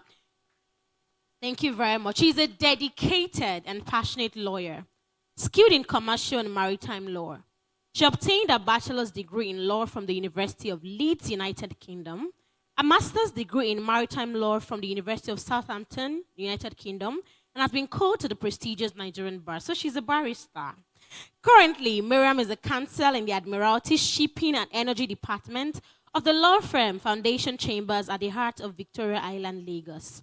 She is also the Assistant Secretary of the Maritime Committee of the Nigerian Bar Association Section on Business Law. Miriam hosts a legal podcast named FC Pods, a platform where legal professionals discuss matters regarding international transportation, corporate and commercial law, energy, oil, gas, and trade matters. Through her extensive education, practical experience, and commitment to the professional growth, Miriam is dedicated to delivering exceptional legal services and remain a valuable asset in the field. Miriam is not just educated, learned, or elite. She's also a thriving woman, and she has the singular honor of moderating this powerful panel session. So my thriving women, I want you to please welcome her on stage. And we know how we do it. We do the clapping. She does the shakara. So please, you're coming on stage with all the shakara in the room. Thank you very much. You have the floor. Good afternoon, ladies. Very warm welcome to everybody. Thank you for taking out the time to be here today. We're certainly here for a fantastic time of learning, of networking, and just meeting really amazing people and getting the best from today's event. Now, in my panel session, I'm very privileged to have some amazing women to speak with on a very interesting topic as well. So, first up on the list. First of all, how many of us know Piggy Vest? If you've heard of that blue app, how many of you use Piggy Vest? Fantastic. You've put money in it and you've collected your money back. If you've show me your hands. Is Piggy Vest owing you money? Just wondering. No? Fabulous. Okay, so nobody's going to drag the woman I'm inviting now. Just to clear the air. Now, if you've ever used Piggy Vest, you've put your money in it, you've gotten your money back, there's somebody responsible for it. And I'm welcoming the one and only Ibukun Akinola. Please, a warm round of applause for her. Just as I quickly read her profile. So you know that she went to school, she's educated, experienced. Whatever she's saying, bring out your pen and paper and write things down. So Ibuka Akinola is an accomplished entrepreneur and finance leader with over a decade. Tell your neighbor, over a decade of experience in Nigeria's tech and fintech landscape. She currently serves as the director of payments at PiggyVest, one of Africa's leading fintech companies, where she oversees payment operations and strategic partnerships with payment processors. Now, beyond her professional achievements, Ibukun advocates for gender equality and women's empowerment. And over the past decade, she has leveraged various platforms to champion these causes. A round of applause again, please, for Ibukun.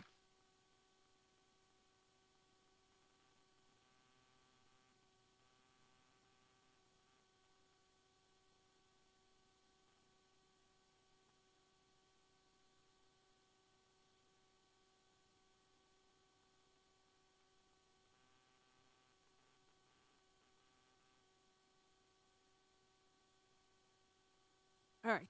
Next person on my panel, a very interesting personality.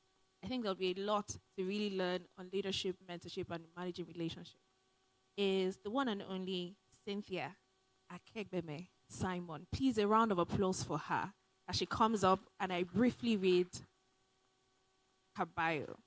Cynthia is a dynamic and accomplished professional with strong academic foundations and diverse experience. She earned her first degree in biochemistry from Joseph Ayo Babalola University and a master's in public health from the University of Suffolk, United Kingdom.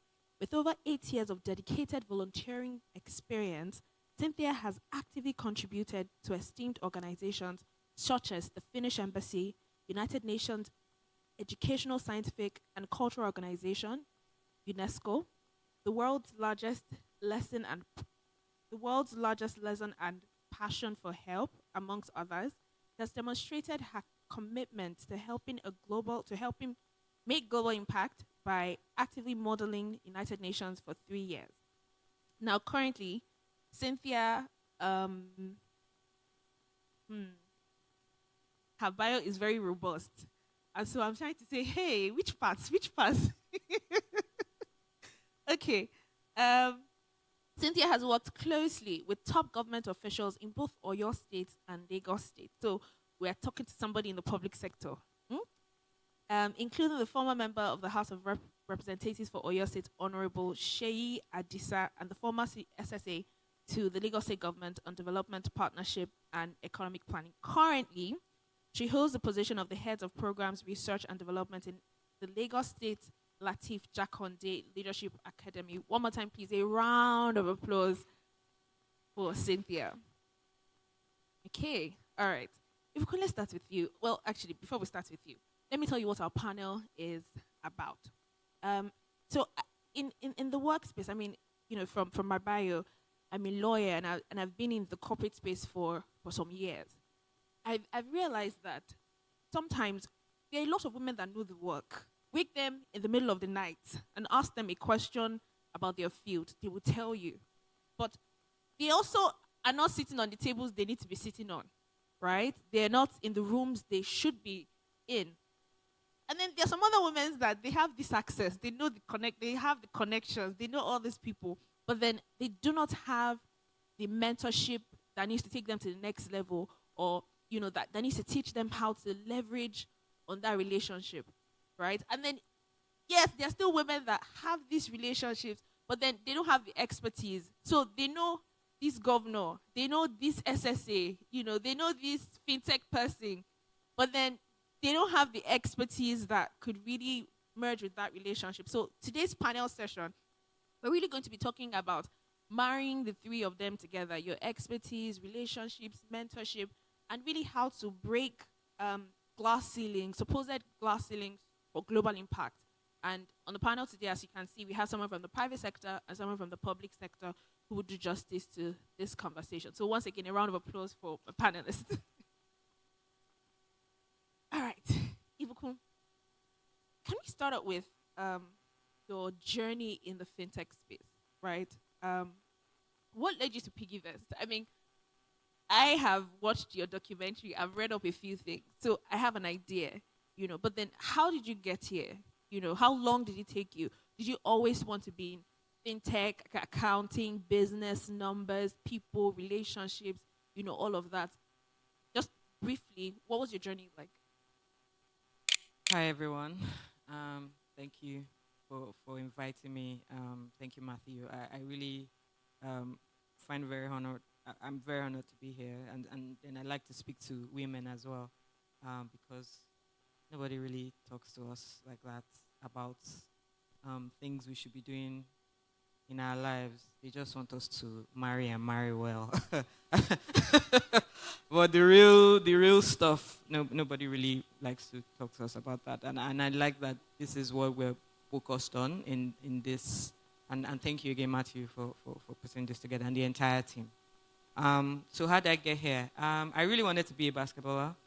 I don't even know why I'm here. I don't know why this is what I'm doing. I don't know. Because if I was a basketballer, I would be like extremely rich and, play in the WNBA. Okay, no, they're not that rich, but you get the drill, right? I was going to be very unserious. As you can see, I have no serious bone in my body.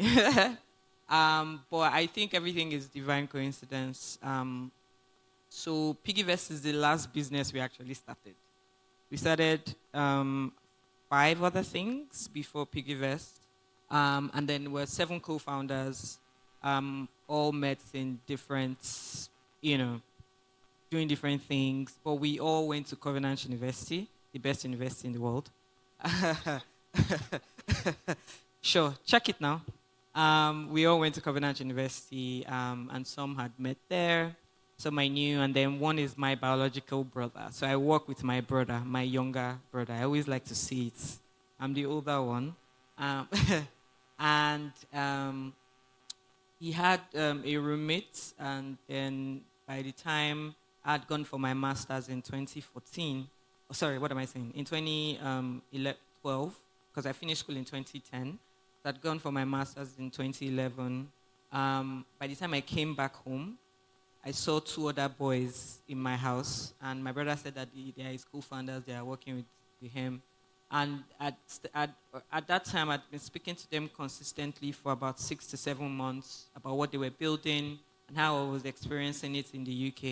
And so I came back and literally told my dad that, sorry, you've wasted money sending me to go and do business. Well, to be honest, right? Well, you didn't waste Do the it, business. right? Okay. So, and then he's like, how will I pay so much? And you come and work with 2 other boys plus your brother.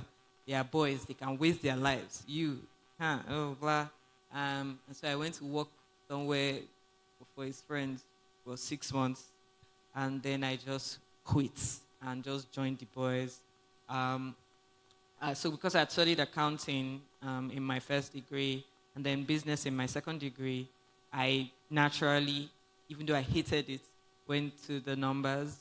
So we started to raise, and then I just found my calling in the operations and in payments, and so I started to handle our payments from the first business. And so we started Push CV in 2015. Then we now did, from Push CV, we did 500 dishes, which is what Child Deck is right now. And then we did, the idea, really. And then we did 99 staff, which is like a freelance. I was just telling somebody about 99 staff now, which is like a freelance thing. And then we did household, which is what, Eden and Co is about now. Just that idea. And so we feel that's every other thing, and then found success at Piggyvest. I'm sure everybody knows the Piggyvest story, the Twitter story, the Josh put tweet. Josh Odun started to talk about it, and they brought it to the group chat, and here we are. Wow. Oh, wow. That's very worthy of a clap. It's so interesting how you share that it really started from trial and error. And it seems like you guys were also ahead of your time, because a number of the businesses you started, now they're flourishing, businesses, startups. So it started as trial and error, 5 businesses, and Piggy Best being the last one to really pick up. But then it also shows a place of how your accounting skills come to play in terms of like operations and payments and every other thing you do, which is phenomenal. So essentially, whatever you're studying now, there is a place for it some way, somehow, even in the skills that you're getting from it. Um, Cynthia, in public sector and leadership development, I know that that's the core of the Latif Jakonde Leadership Academy. How are you creating and leveraging on relationships or mentorships? How are you grooming? How are you grooming and creating pipelines for young women through the academy? Okay, first off, thank you so much for the invitation, and I would like to say that apologies that Aisha herself couldn't be here. A state assignment came up, and then she had to attend to it. So I think when I was reached last night to come here, and she was like, "Oh, it's a female event. I know you'd like it. That's why I specifically picked you." And I'm like, "Oh my god!" So for a minute, I was like, "No, no, no, I haven't done Saturday." Then I heard female, and I'm like, "Okay, right up my sleeves. Let's go there, right?" So, fantastic work we're doing at Latif Jakonde Leadership Academy.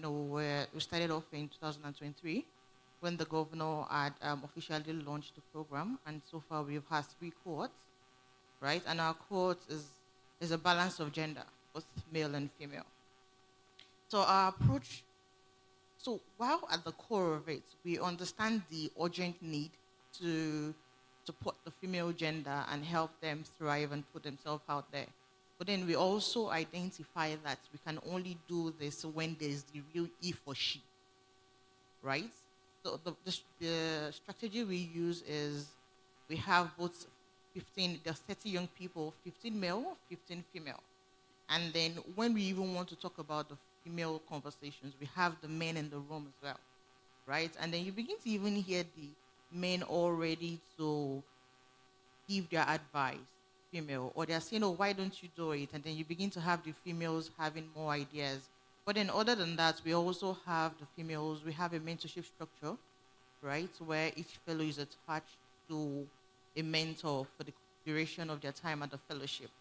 However, when we want to pick for the females, we're slightly more intentional, right?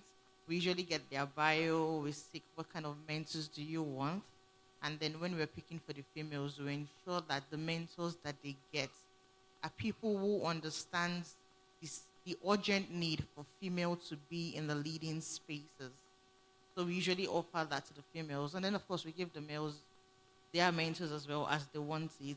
But we do that for the females, and then from time to time, the female. Recently, we had just finished a collaboration with Elevate High UK. They had brought some group of young girls. They're really younger than our own fellows. However, we have them interact with one another because the message they are passing from their own hand is very similar to what we're doing here. It's just the age that is a little bit different, and then we majorly ensure that all that we do speaks to assisting young ladies, young women to understand their purpose. We always preach purpose, right? You have to identify your purpose as a young woman or as a person before you are able to even thrive with either whatever mentor you have. Because last set, in the midst of the mentors, we had to have people asking, "Oh, what was your purpose?" Some of the ladies that don't even identify completely. They have this fine figure in their head.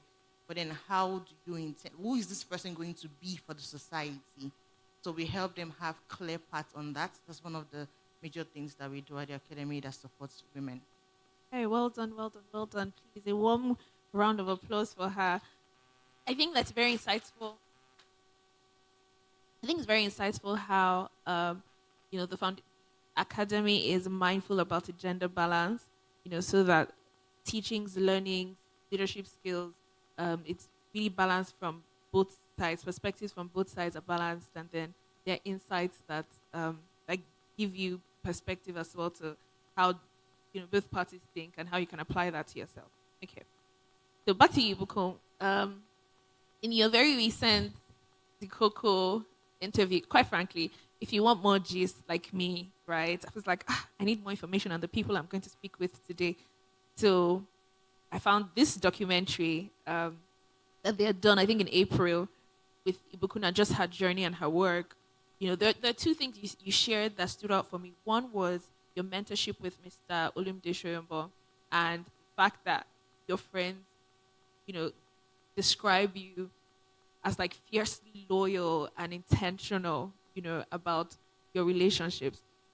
So, how would you say that your relationships with mentors, your relationships with your peer networks have helped you navigate opportunities? Have there been instances when your network or mentorships have made a significant difference in your work? Right? If you could give examples of when that friend, that mentor came through for you, and just how you manage that relationship to get the best of it. So for me, I have a way I think about mentorship. I think people are hyper focused on vertical mentorships. So I want to speak to somebody that has done it 10 years or 15 years, and maybe like someone that is just finishing school is trying to be mentored by Ibukwa Awoshika.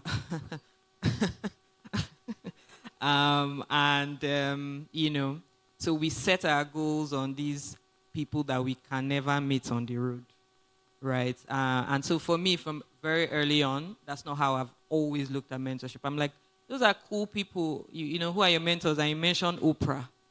And so in my head, I'm like, you will never meet Oprah. So for me, mentorship for me, I've focused it on being horizontal. Who are my friends? And what are they doing better than me, and how can they mentor me? So I've always been a proponent of peer mentorship. And so even though I admire those people and their journeys, they have never really been my mentors, right? They've been people I've looked up to, but again, especially if you look at it from generations, right? What women were achieving or wanted to achieve in the previous generation, it's not what this generation of women want to achieve. Am I right? All right, so you people are squeezing your feet. And so if we're looking at women, like I'm a millennial now, and then to be honest, I'm not really looking at Madam Ibukwa Woshika. She's a great, fantastic, phenomenal woman. But that's not who I'm really looking up to as to what I want to achieve, because our desires, especially the women of this generation, is way different, right? And so for me, very early on, so if you ask me currently who I think a mentor is, I will mention my peers because we've grown together. So I remember when we started off very early, I was, in short, in my that I was 7, I'm the oldest. And so imagine graduating in 2010 and you're starting a business with someone that graduated in 2014, 2013, right? There are some things that I did not know. I might just know how to do the numbers, but I don't know what an API is. I don't know what to build. So any small thing, before I even Google anything, I just say, Odun, please, what's this? Somto, what's this? How did this actually connect, right? What's the build? When I click this thing, what happens at the back, right? People just think that those are learnings and they trivialize that. But now they will come and ask me, how do we put this thing together?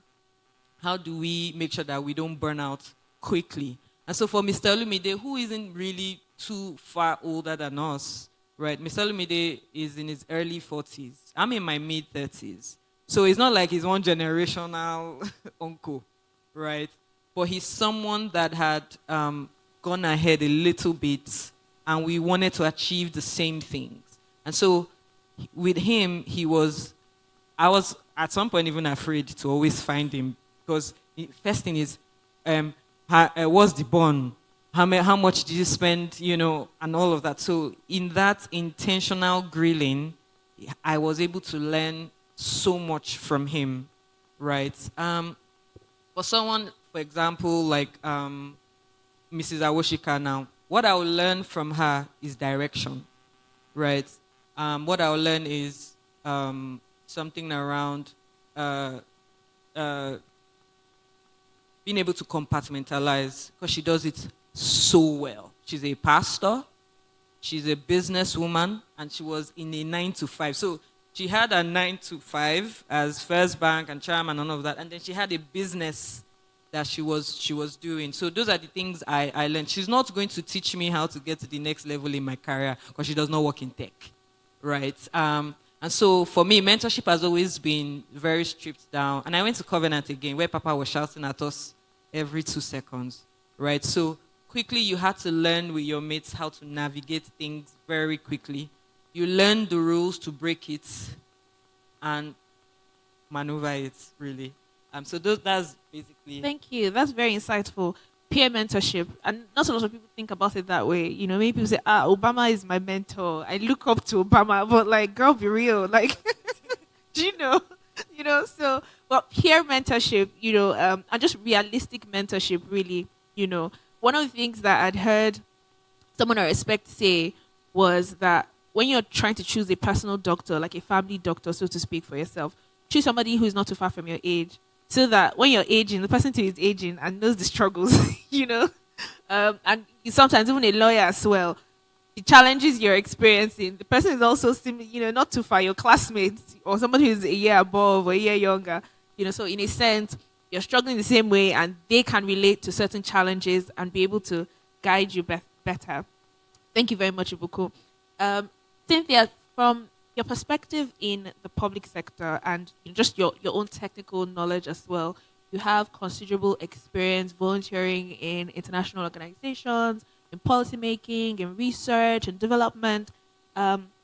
If you were advising a woman early in her career, right, what to concentrate on or how to balance perhaps building technical expertise on one hand, right, getting all the knowledge, but on the other hand, cultivating relationships, mentorship, and then on the third hand, positioning for leadership, because I mean that's in a sense what you train people for at the Latif Jakonde Academy, right? So how would you advise a young woman, because there's so many young women and young queens, as the moderator has said earlier, in that season of their lives, trying to say, you know what, like, what am I prioritizing?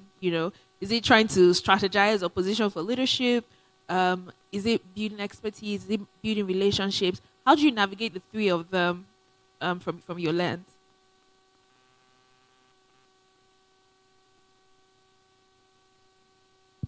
Okay. So for me, right, credentials first.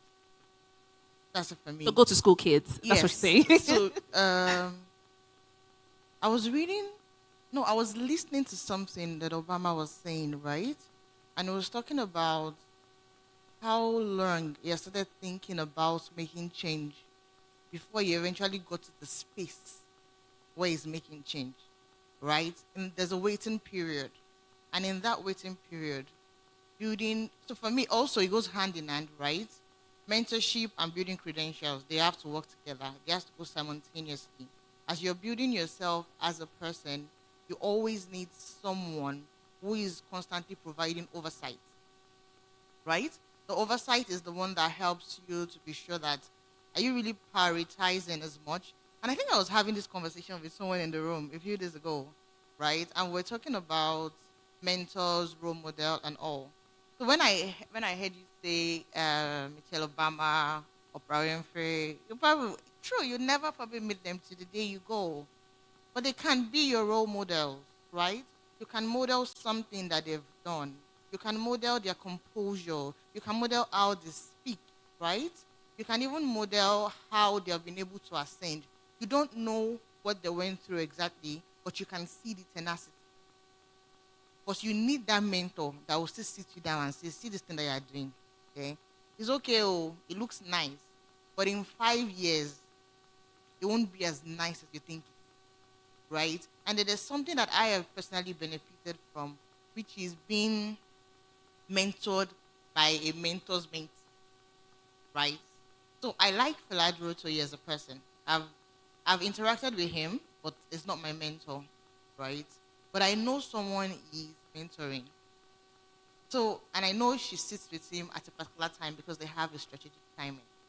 And I've seen how she has grown over the years. He's been mentoring her for like 10 years, right? And she's quite a big woman herself.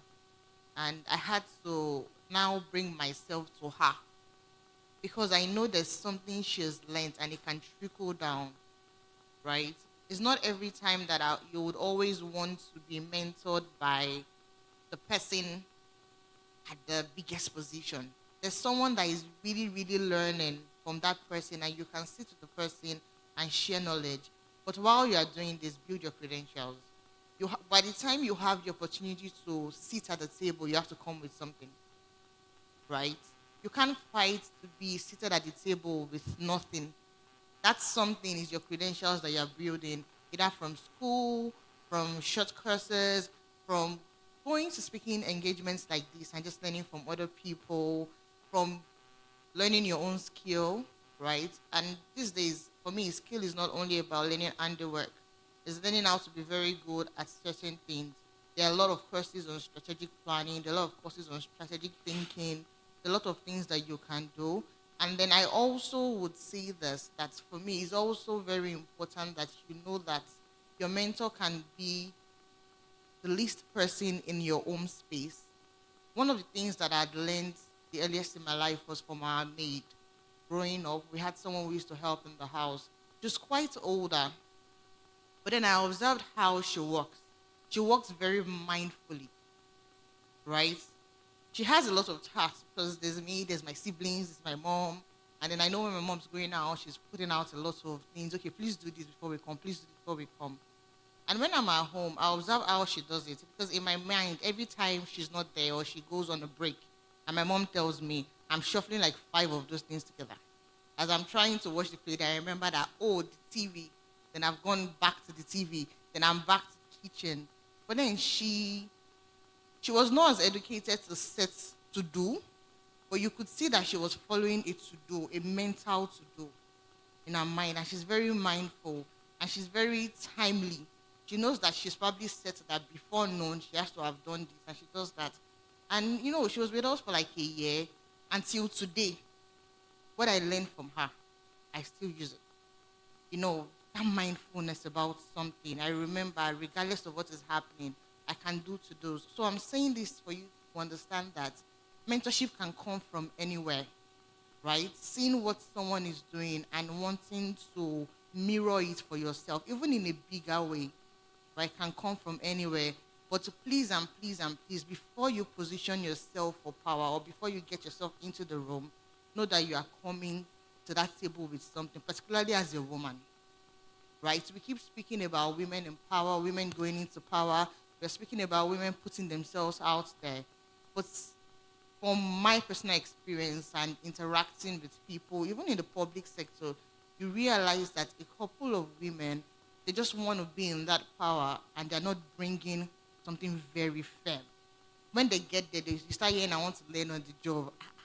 You have 15 years. Why are you coming to learn? Yes, you still learn on the job, but just come with substance to the table. So credentials and mentoring side by side. When you're done, please position yourself for power. Thank you very, very, very much, Cynthia. There are 2 things you said that really stood out for me amongst the many other things you said. One of them was mentor under your mentor's mentor. So, the philadelphia example really, mentor's mentee, yeah. The philadelphia example really, really, really struck that chord, right? If there's someone you really look up to ultimately, there's somebody that they're mentoring who is closer in proximity to you and you're able to glean from their knowledge as well, right? And then for people who are far away from you, you can mirror lessons from their lives. You can model certain things from them, not necessarily mentorship, but there's something to be learned, right? And technical knowledge is important. So, yeah, go to school, be educated, and then a number of things will fall into place. Thank you very much, Cynthia, for that. Iboko, one of the things that you shared was how passionate you are with women in the tech space, leadership, equipping them as well. What does that look like for you? Is mentorship for you and guiding women in this space, is that a structured thing you do, or it's like vibes? depends on how it goes, right? And then just following up on the last question I'd asked you, about a specific time or like an example when mentorship or a relationship with somebody really pulled through for you, and you then thought, bro, what would I have done without this relationship? I think to tie it up as well would be how to manage those relationships, right? Because sometimes you're in proximity with a certain person that you're learning from, but not everybody knows how to manage that, right? And it's important that you manage that, especially if you want to grow into leadership positions like you're in now. So, what are your thoughts? Um, just following up, and I think she's nailed most of all of these mentorship conversations on point. But for me, I think because I do understand that I would never really understand what a current woman in tech goes through on a day-to-day because of like generational divides and just normal life, right? All that I want to make sure that I do is represent well, right? And so that's what all of the women before us did. Mrs. Awoshika, Mrs. Zacchaeus, Fumi Opeke, that's in my own industry.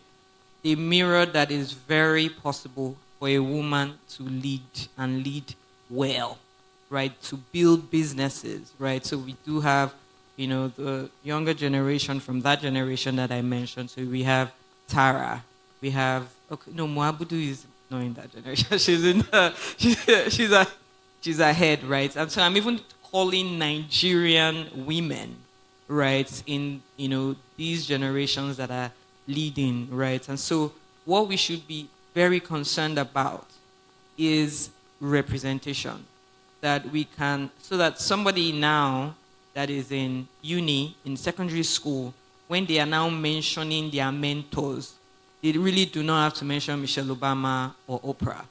They can see a woman that is probably in their tribe, in their, for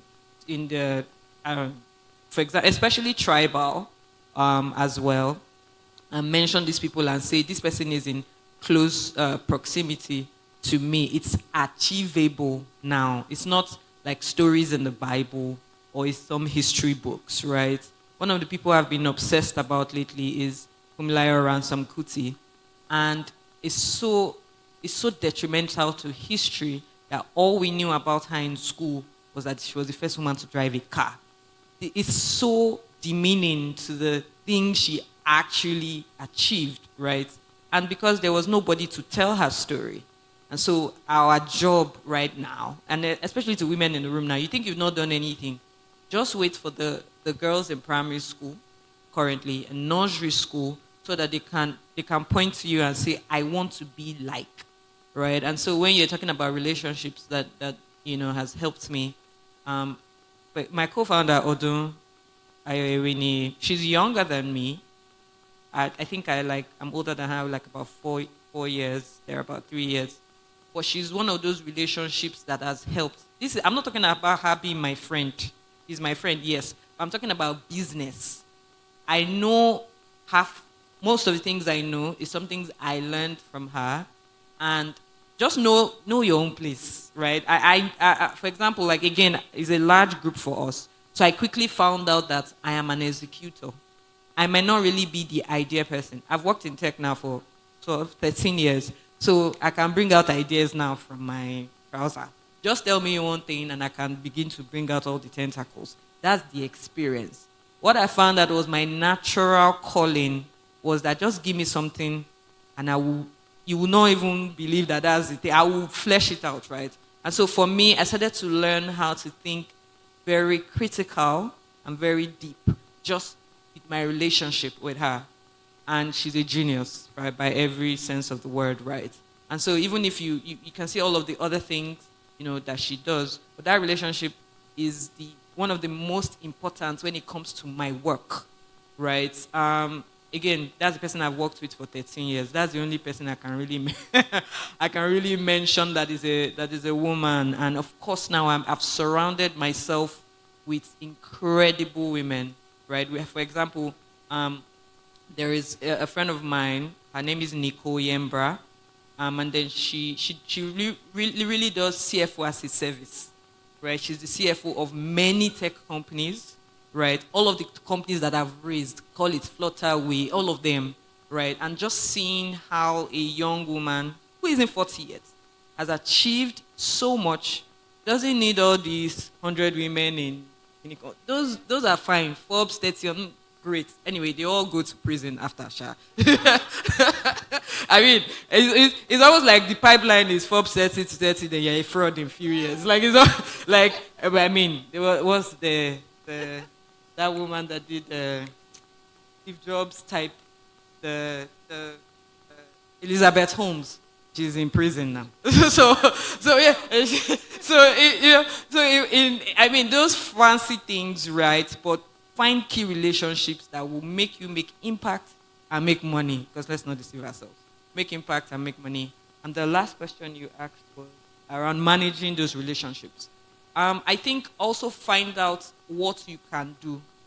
People are just obsessed with taking, and everyone will run away from a taker. Definitely run away from a taker. Manage those relationships well, and do not get too familiar.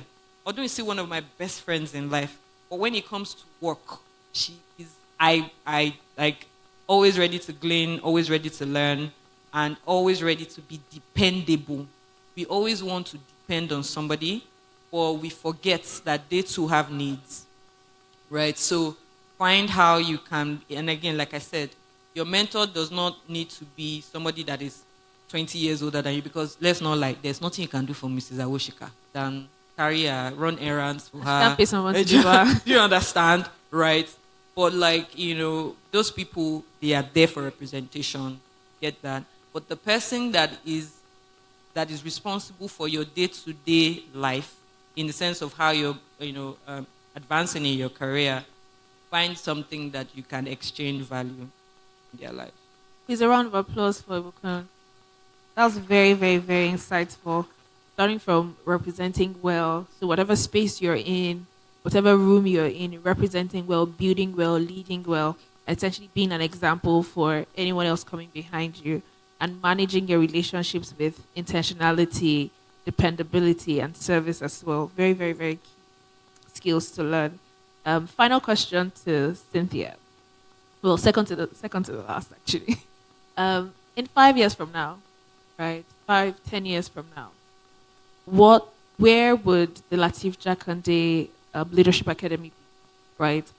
In terms of the goals that it sets before it, for mentorship, leadership, training, next generation of people currently, right? What is the goal in a couple years from now? If you look at the foundation, if you look at your work, at the foundation, at the academy rather, where would it be? What are we looking towards and forward to?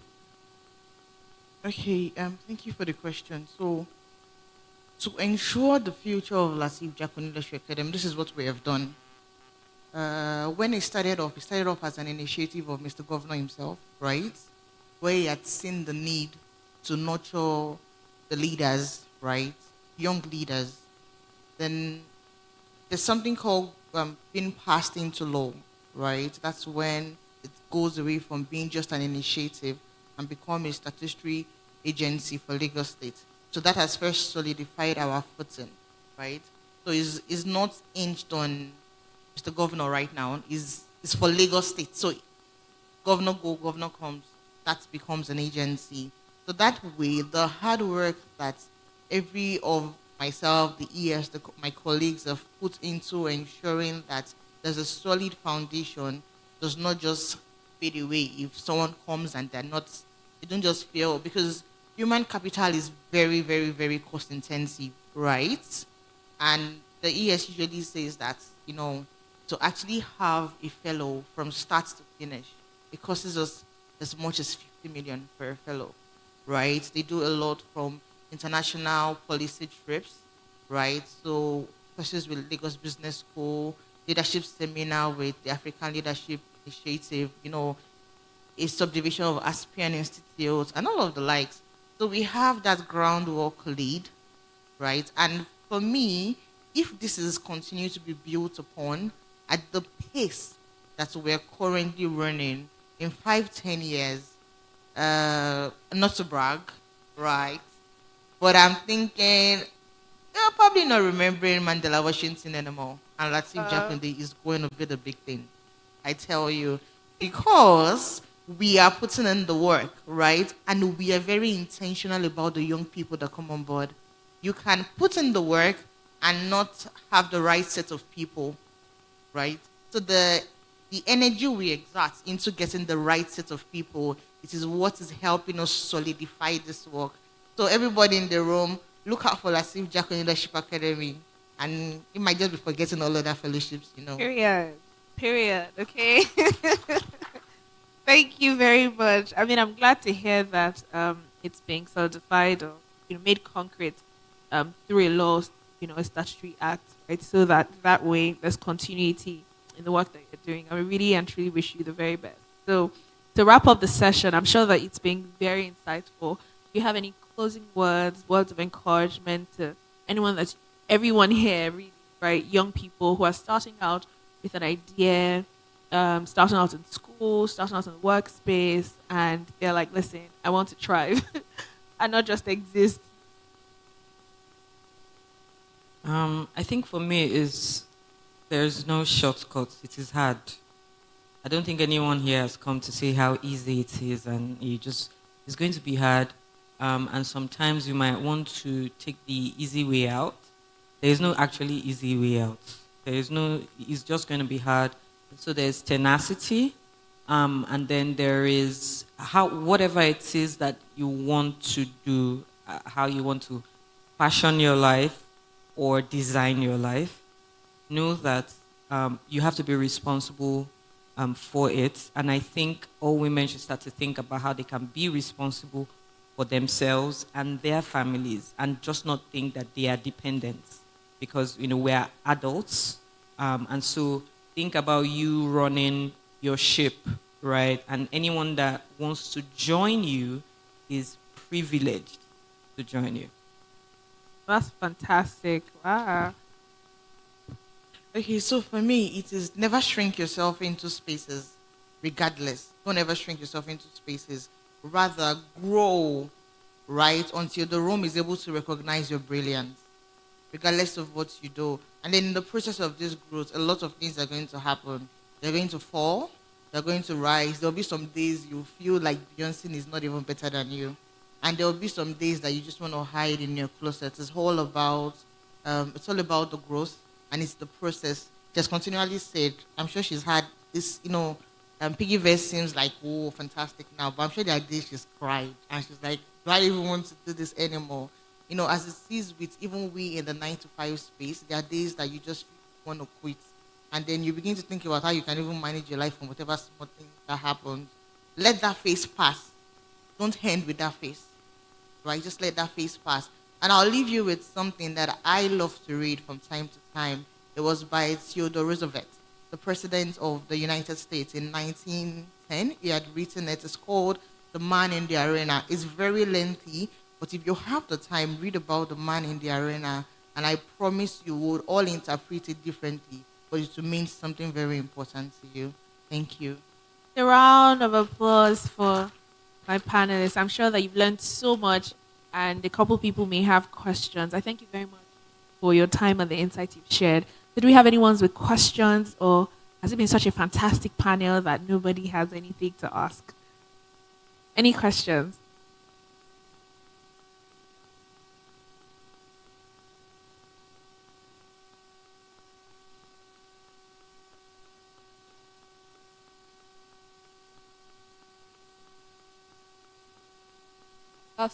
My question. Thanks. Brain. What are the challenges? Nigerian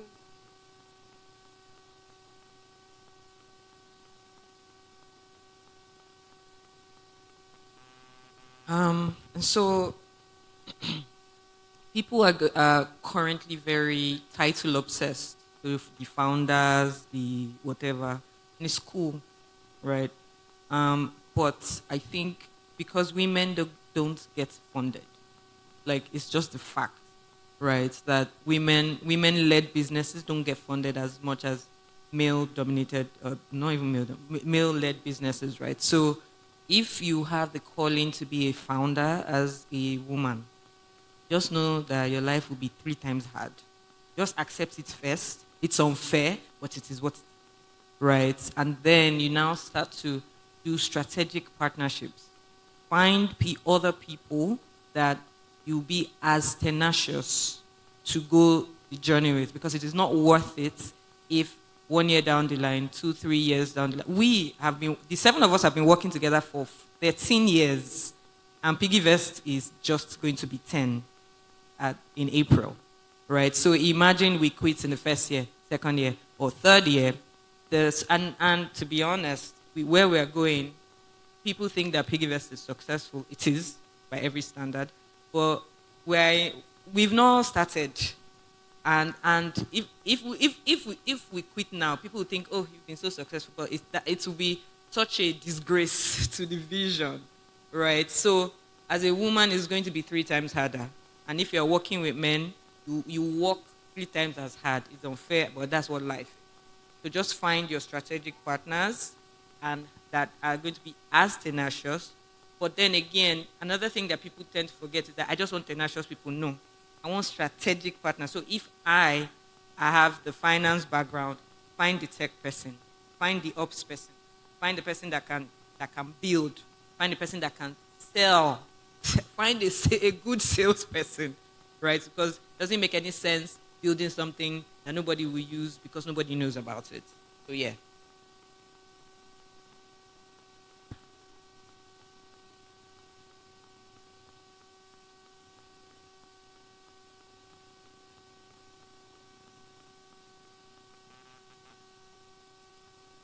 Good afternoon. My name is Comrade Daniel. My question goes like, speaking about leadership, you said something like you made a statement that you know the rules to like break the rules. Like so, regarding that, there are situations whereby a leader has to do something. You have to take a toll that will personally affect your image and you yourself. But in that aspect, the public space, like we all know now, we are in a social media world. The public space does not want to know what effect it has on you. But you are coming out for them, something that has to affect them positively.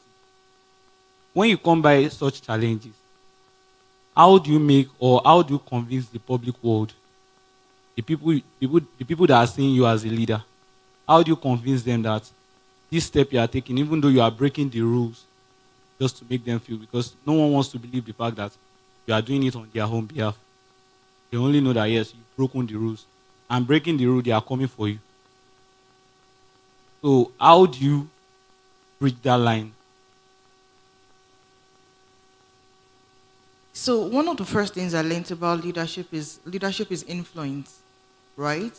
Your ability to influence those around you, the people you lead, right? Now let's put it on the scale to which you have discussed.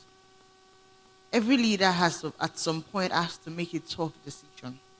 Every single leader has to make a tough decision. Either being you just being a CEO and deciding who to fire, right? Or you being the governor or the president and deciding what the people need. Sometimes when you make those decisions that tend to look like breaking the law, one thing you must learn is controlling narrative, right? But what you have said, the narrative wasn't controlled. You just went all out there like you've broken the law. A lot of things that decision makers do at some point that needs to help the system to thrive, it has to be controlled when being spoken about. So let's now agree to your scenario where it has gone out and everybody has heard about how you have broken the law. It's very important that how the basis of your leadership now comes to test, right? Your influence. Do they trust that for you to have done this particular thing, it is because it's in the best interest of everybody in this room? So for example, the only way out is here. And as a leader, you've got a call that fire is at this side of the hall. The first thing you want to do is not to tell everybody, oh, the fire is burning here, so let's go here. You are saying everybody move out here, right? And we've all agreed that the way in is here. So if you have built your leadership on a solid ground, particularly with your immediate cabinet or those that you are leading, they know that you are not just like that. Obviously, you cannot be a leader who is constantly breaking the rules. For you to want to make that move, they know something is happening, and you've been able to influence them positively enough to trust you. They will first walk out that door, then they can now tell you, they're like, okay, oh, look, there's a fire. But if you do that once, twice, and they see tangible reason to why you have done that, it would help you to still maintain your leadership with them. But as a leader, please don't be all about wanting to break the rule. If you just keep doing it and they don't see a reason, you're going to lose your influence, and then your leadership just goes down the drain, right? So I'm sure, I didn't say the statement, but I'm sure when she made that statement, it was just to help maybe make the toughest decision at the time to thrive, or to make a decision that is going to help you grow, not for you to now make it your mantra, right? That every day, as a leader, I'm going out, I'm breaking that rule. No, it doesn't work that way. Put that to use when it is most required, but have it time. Be convinced, and also build your leadership on solid foundation.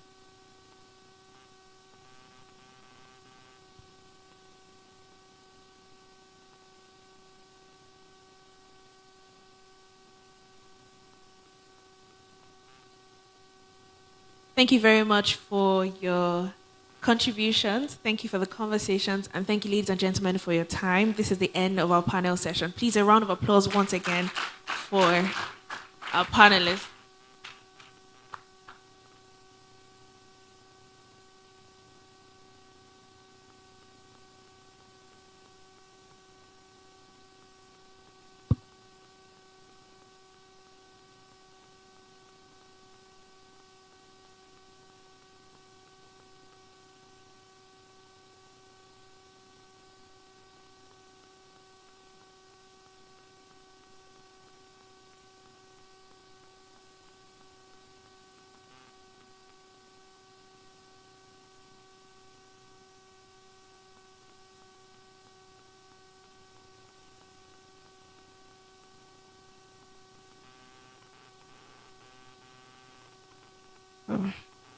A round of applause for these amazing B-men.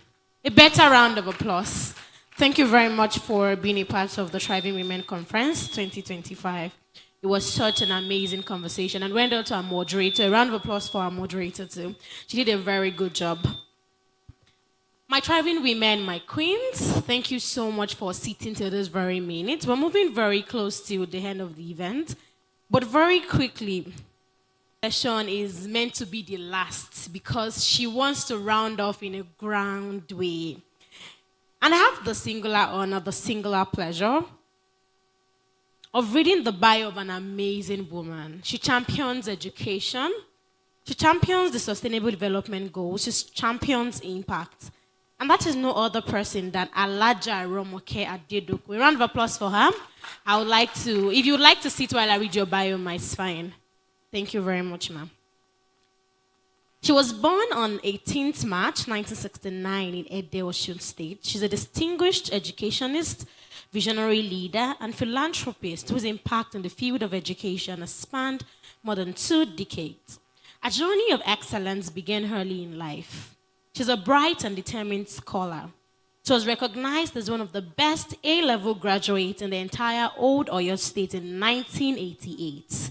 She later proceeded to the Ahmadu Bello University, Zaria, where she obtained a Bachelor of Science degree in Sociology in 1993. A love for education and administration led her to further her studies at the University of Lagos, earning both a postgraduate diploma in education and a master's degree in educational administration. And with these academic and professional credentials, Alaja Adedoku ventured into educational leadership with a deep sense of purpose to train a generation of morally upright and academically excellent youth. This vision gave birth to Adedoku International Schools, an institution that began modestly but has grown under exceptional leadership into a thriving educational group with 4 campuses across Ogun State. Beyond education, Alaja Adedokun is deeply committed to humanitarian service. She's a philanthropist, community advocate, and a proud Paul Harris Fellow of Rotary International, recognized for her contribution to humanity and service to society. This woman is a woman of faith, integrity, and vision. She continues to inspire excellence, to mentor educators, to empower students, and build institutions that nurture the leaders of tomorrow. In conclusion, our life's work stands as a testament to what passion, perseverance, and purpose can achieve in transforming lives through education. Very distinguished ladies and gentlemen, my queens and amazons, with a resounding applause, I would like you to please usher Alaja Romoke Adedokun upstage for a speech where she will be talking about aiming for the top, rewriting the rules for career growth and family presence. A better round of applause. Like I said, she's going to be speaking in a grand way. Thank you very much, Ma. It's such an honor to have you at the Thriving Women's Conference. Can we give a round of applause to our moderator once again? Thank you so much. Before I say anything, I would like to give a round of applause to the CEO of this News Direct company in a person of Prince Matthew Ibiyemi. Can you please stand up for recognition? Thank you so much for making me proud. I will give you a little story. This is one of my products of Adedokun International School. You can imagine that. And to somebody that used to say, I want to remember that. Somebody used to say that without a success, without a successor, it's not a success. I'm so proud of you today. I'm so proud of you. And I pray that God will continue to be with you and guide you to the right path. Thank you so much. Distinguished ladies and gentlemen,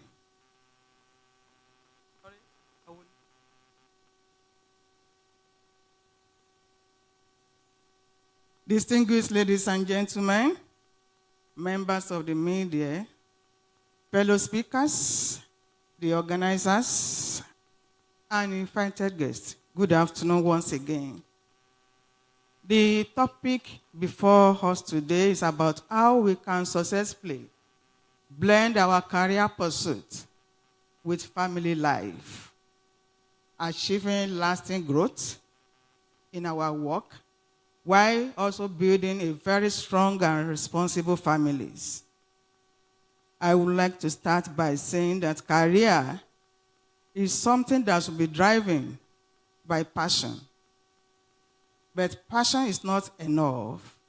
It must be guided by vision, sustained by knowledge, and balance it with faith and family.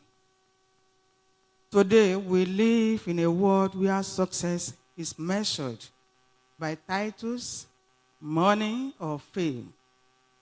However, true success, the kind that brings peace and fulfillment, lies in balance. It means striving on the top, not at the cost of our loved ones, but together with them. Let's start with passion. Passion is the fire that keeps you going when no one is clapping. It is what makes you get up early, stay consistent, and strive for excellence, even when recognition is low. But passion must be guided by purpose, not just activity. Vision, every great achievement, begins with a clear sense of vision or direction. Passion gives meaning to effort. It reminds you why you started and keeps you stable when challenges arise. Without vision, passion can easily turn into exhaustion. Then the next one is knowledge. In this fast-growing world, knowledge is power. Keeping learning, keep researching and keep improving. The moment you stop learning, you start declining. Stay humble enough to know that no matter how high you rise, there is always something new to learn. Let's talk about faith and nurturing. Faith keeps you sustained when life feels uncertain. It reminds you that success is not achieved by effort alone, but through grace. Without God, nothing is truly possible. I remember when we started Adedoko. I'm sorry, I will be applying some practical words into it now. When we started, I was somehow feeling uncomfortable that will I do it right? Something that I've never done before in my life. How will I succeed in this? But my spirit is telling me, continue. Just do it. Make sure you put all your strength there. And that is how we started. We started with just how many students? All from nursery to secondary, we started with 23 students. And with large number of staff. How do I pay the staff money with this number? That's a big challenge. But faith keep me stable. That is a divine call. If I want to tell you my story, you will know that I wouldn't have landed in the school or running a school, or even being a teacher. Because I started all my life with working with local government as a personnel officer.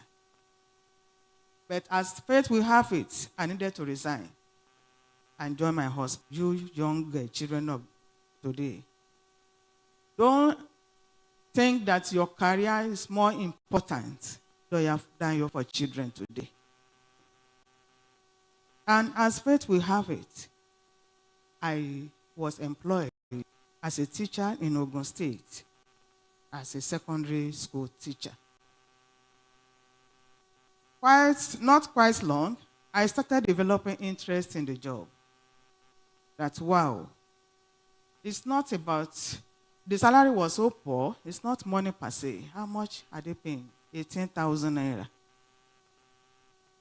But you will see some children running to you for help, for assistance. You will see them asking you, how do we do this?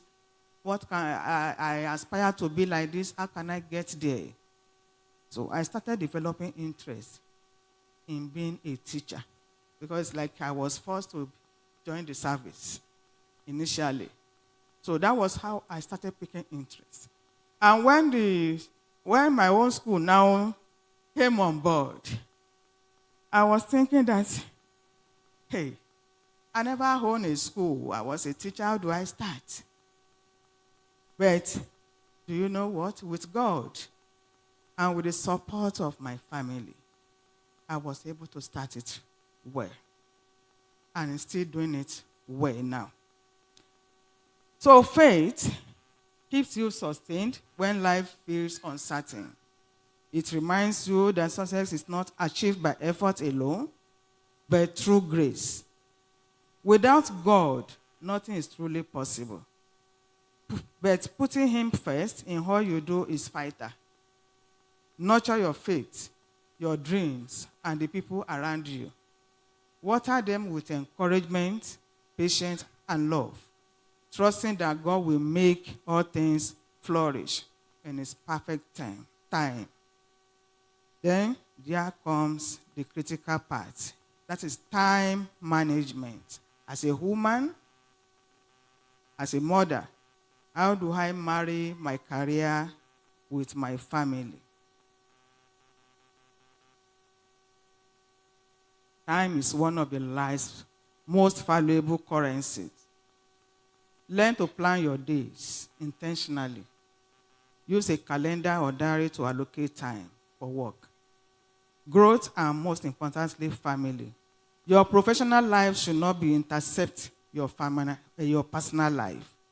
You can succeed at work and be present at home with the right priorities and boundaries. I will quickly give you this practical example. Yesterday, I closed as early as maybe 4:30. So getting home, I made my salad. That is, I pray as a Muslim, waiting for my husband to call me. And not quite long, they started coming. So when they came in, I asked them, what would you like to eat for dinner? He said his own. The son mentioned his own.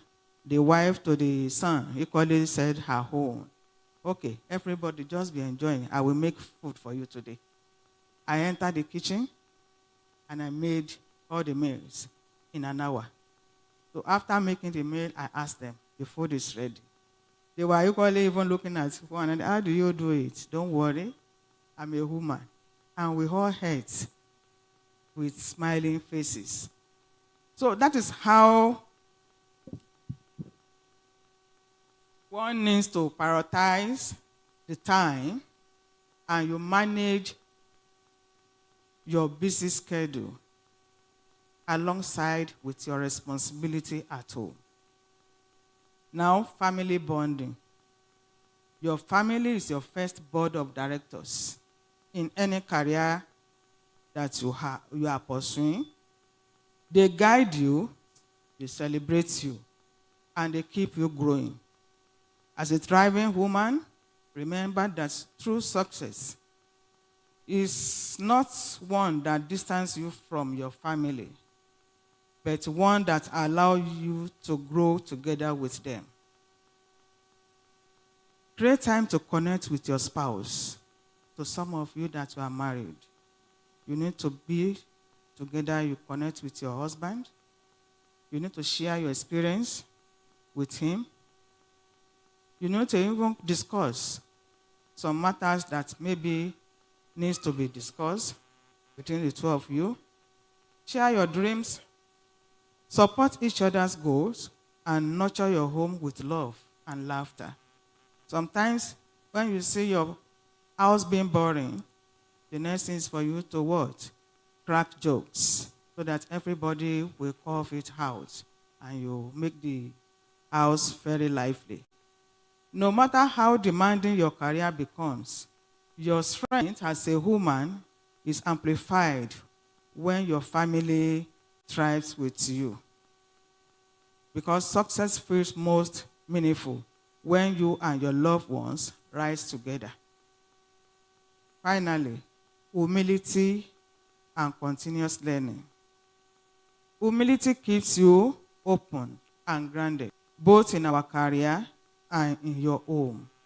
It helps you receive feedback without pride and go through every experience.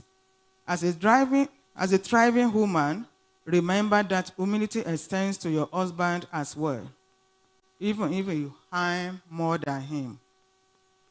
True strength is not found in comparison, not competing with your husband, but in respect, understanding, and partnership. The words honor those who remain humble enough to keep learning and wise enough to follow harmony over ego. Continuous learning and research are essential for growth and relevance in business. As a thriving woman, stay curious. Study your industry and learn from every experience. Never stop seeking knowledge through reading. Networking and observations. Investing in learning doesn't just grow your business. It transforms you into a wiser, more visionary leader.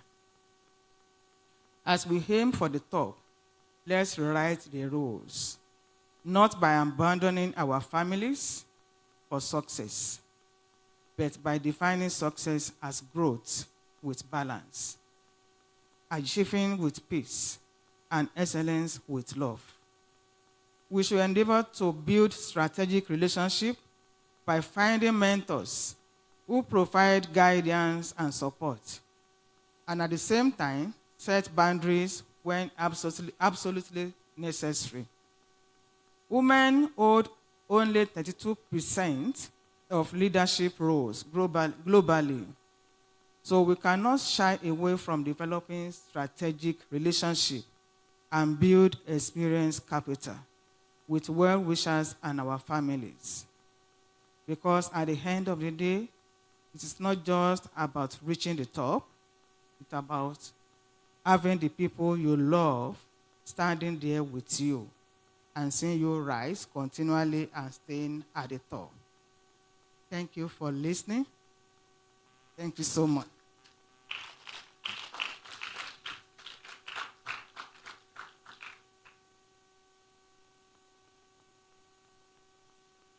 Wow, thank you very much, ma'am. A round of applause for her.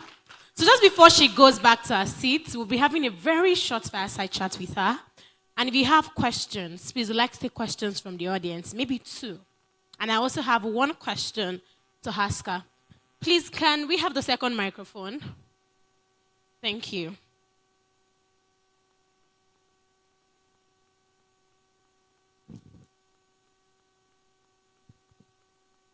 Thank you very much, ma'am, for that amazing speech.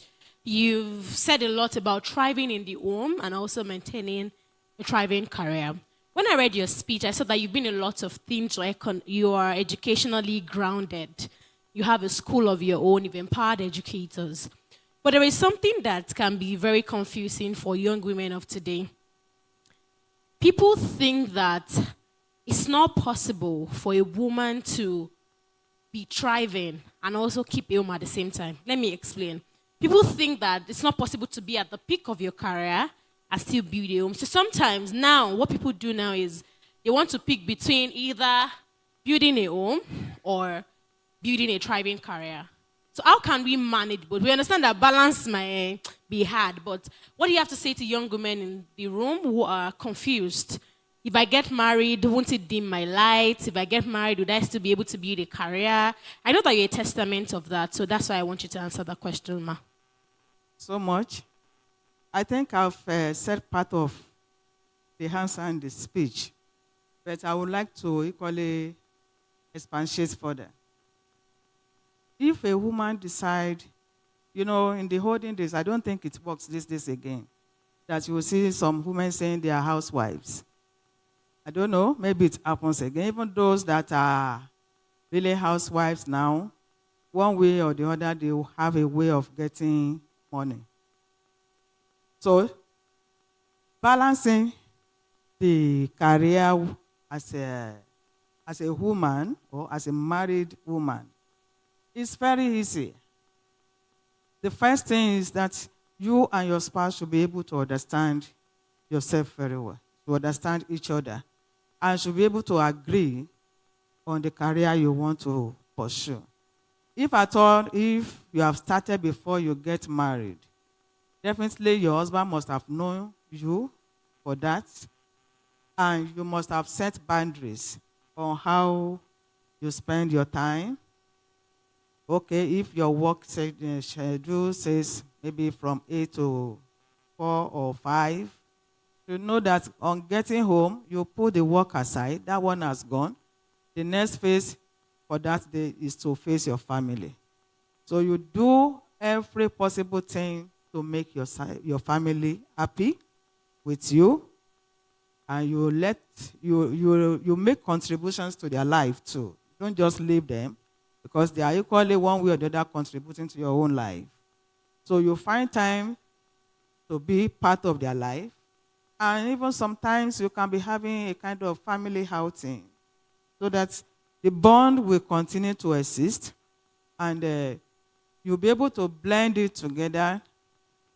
And at the same time, if you can, in fact, you won't believe that if the bond is there, the more you bond with them, the higher you grow. That is what I can. Wow, thank you very much, ma'am. A round of applause for her. I think that this session was very, very important because we're hearing from a woman who has walked the path, who has raised her own children, raised other people's children, and has managed that with having a family. Also, very quickly before we take questions from the audience, if you could tell your younger self something, what would it be? So that the younger women in the whole can also learn. If you could tell your younger self, maybe the 20-year-old you or the 25-year-old you, if you could tell us something, what would it be? Fine, they need to know themselves. You identify your area of interest. Are you getting me? Yes, ma'am. If you identify your area of interest, then try to develop your mindset on it. And then seek the support from your family over it. If they can support you, fine, you grow together with them. That is if you are still single. And mostly, even if there is no way you want to do something good and the family will not be there for you, so far they know that there is a future in whatever you want to do. So I would just say that any woman at that age should just pick an interest and develop it. Pick an interest and develop it, develop your mindset. Thank you very much, ma'am. We'd like to ask you, please, a round of applause for her, please. We cannot pay for mommy's time. Oh, hey, she's very expensive. We cannot afford that. So please, give her a better round of applause. So we'd like to ask if there's anybody who has a question in the audience before we release mommy to go back to her seat. Maybe one or two questions from the audience. Is there anybody? Anybody? To learn from her, you'd have to enroll in her school. This is your last opportunity. Anybody? We'll take one or two questions if there's anybody. All right, then I believe that our speech must have taught us a lot for us not to have questions. Thank you very much, ma'am, for being a part of the Tribal Women's Conference 2025. We all appreciate you. Nigerian is Direct appreciate you. Every tribal woman in the hall. Please, on a standing ovation, can we appreciate her?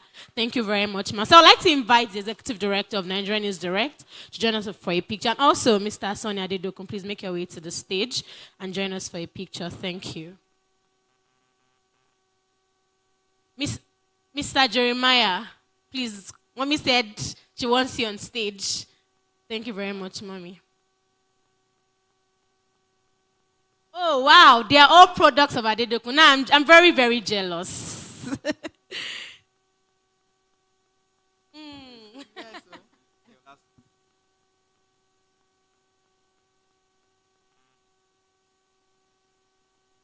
Thank you very much, Ma. Thank you so much. My tribal women, she doesn't just exist. She doesn't just exist. Thank you very much. We've been amazing. We've cooperated today. We've had an amazing time. We've listened to women. But it would be very, very nice if we close the event with an amazing, not just a speech, an amazing poetic speech. And I'd like to invite the amazing woman who would be delivering the spoken word poet. I love spoken word a lot, and I'm very, very, I'm particularly interested in this session. So I want us to listen to her. She closes the event with a spoken word rendition.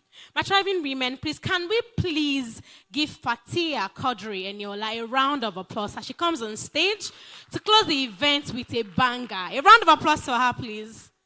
You look very, very stunning, by the way. I was raised by women who endure pain. I was raised by women who swallow pain and turn pain into prayers. I was not raised by soft women. I was raised by warriors, lawyers, soldiers, women who go to war and come back with diamonds. I was not raised by soft women. Hello, everyone. My name is Fatia Kodri, and the poem I have today is A Woman is History. They said a woman is made from the ribs of a man. If this is true, then she should not be broken. She should not be abused.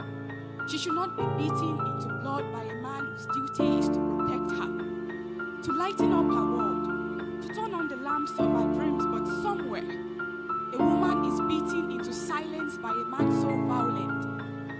Somewhere, a daughter cries loudly as her mother is punched into death by an unfortunate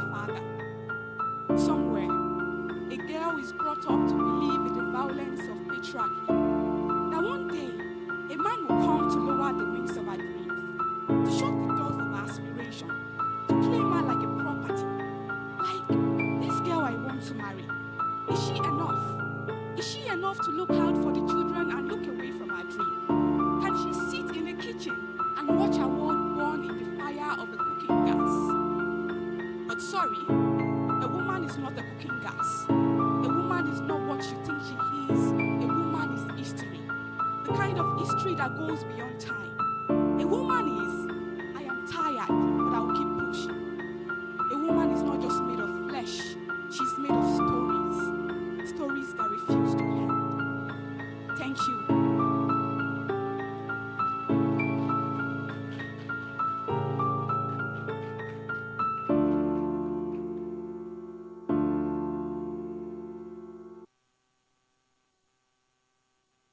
A round of applause for her. Thank you very much. I was actually listening to you from outside. Thank you so much for closing the event with a bang. Thank you so much for being a part of the Thriving Women's Conference 2025. It was such an amazing event. And if you know that you learned a lot, can I see you put your hands together for yourselves for making it here?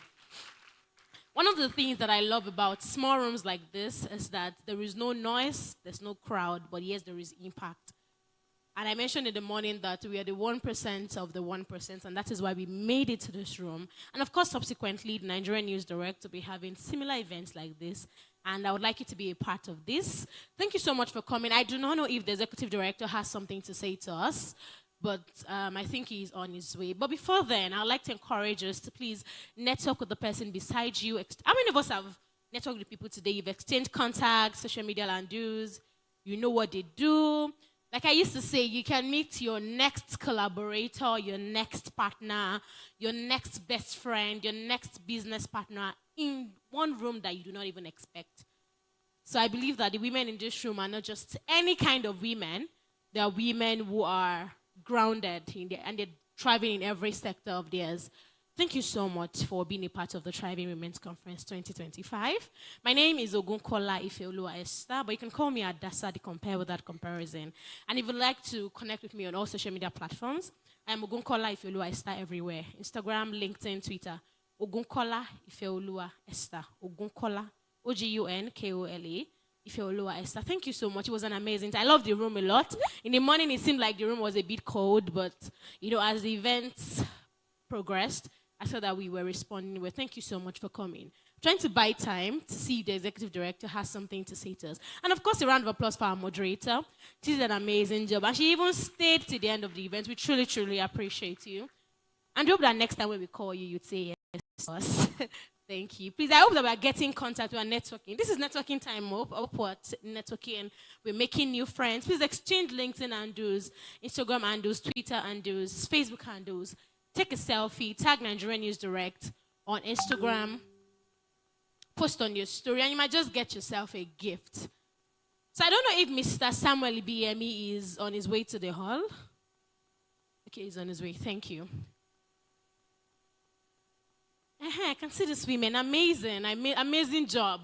Get their contact, please. Follow up with them. Send them DMs. Let them know what you do. I love it. See the selfie going. I love it. Yeah, this is what we call networking session. Thank you. And I think that we still have a bit of food at the back of the hall. So once we dispatch, you can go there and get something for yourself if you've not gotten anything for yourself. So please network. It's very important. Mr. Samuel Ibiemi, please, we need your attention in the hall.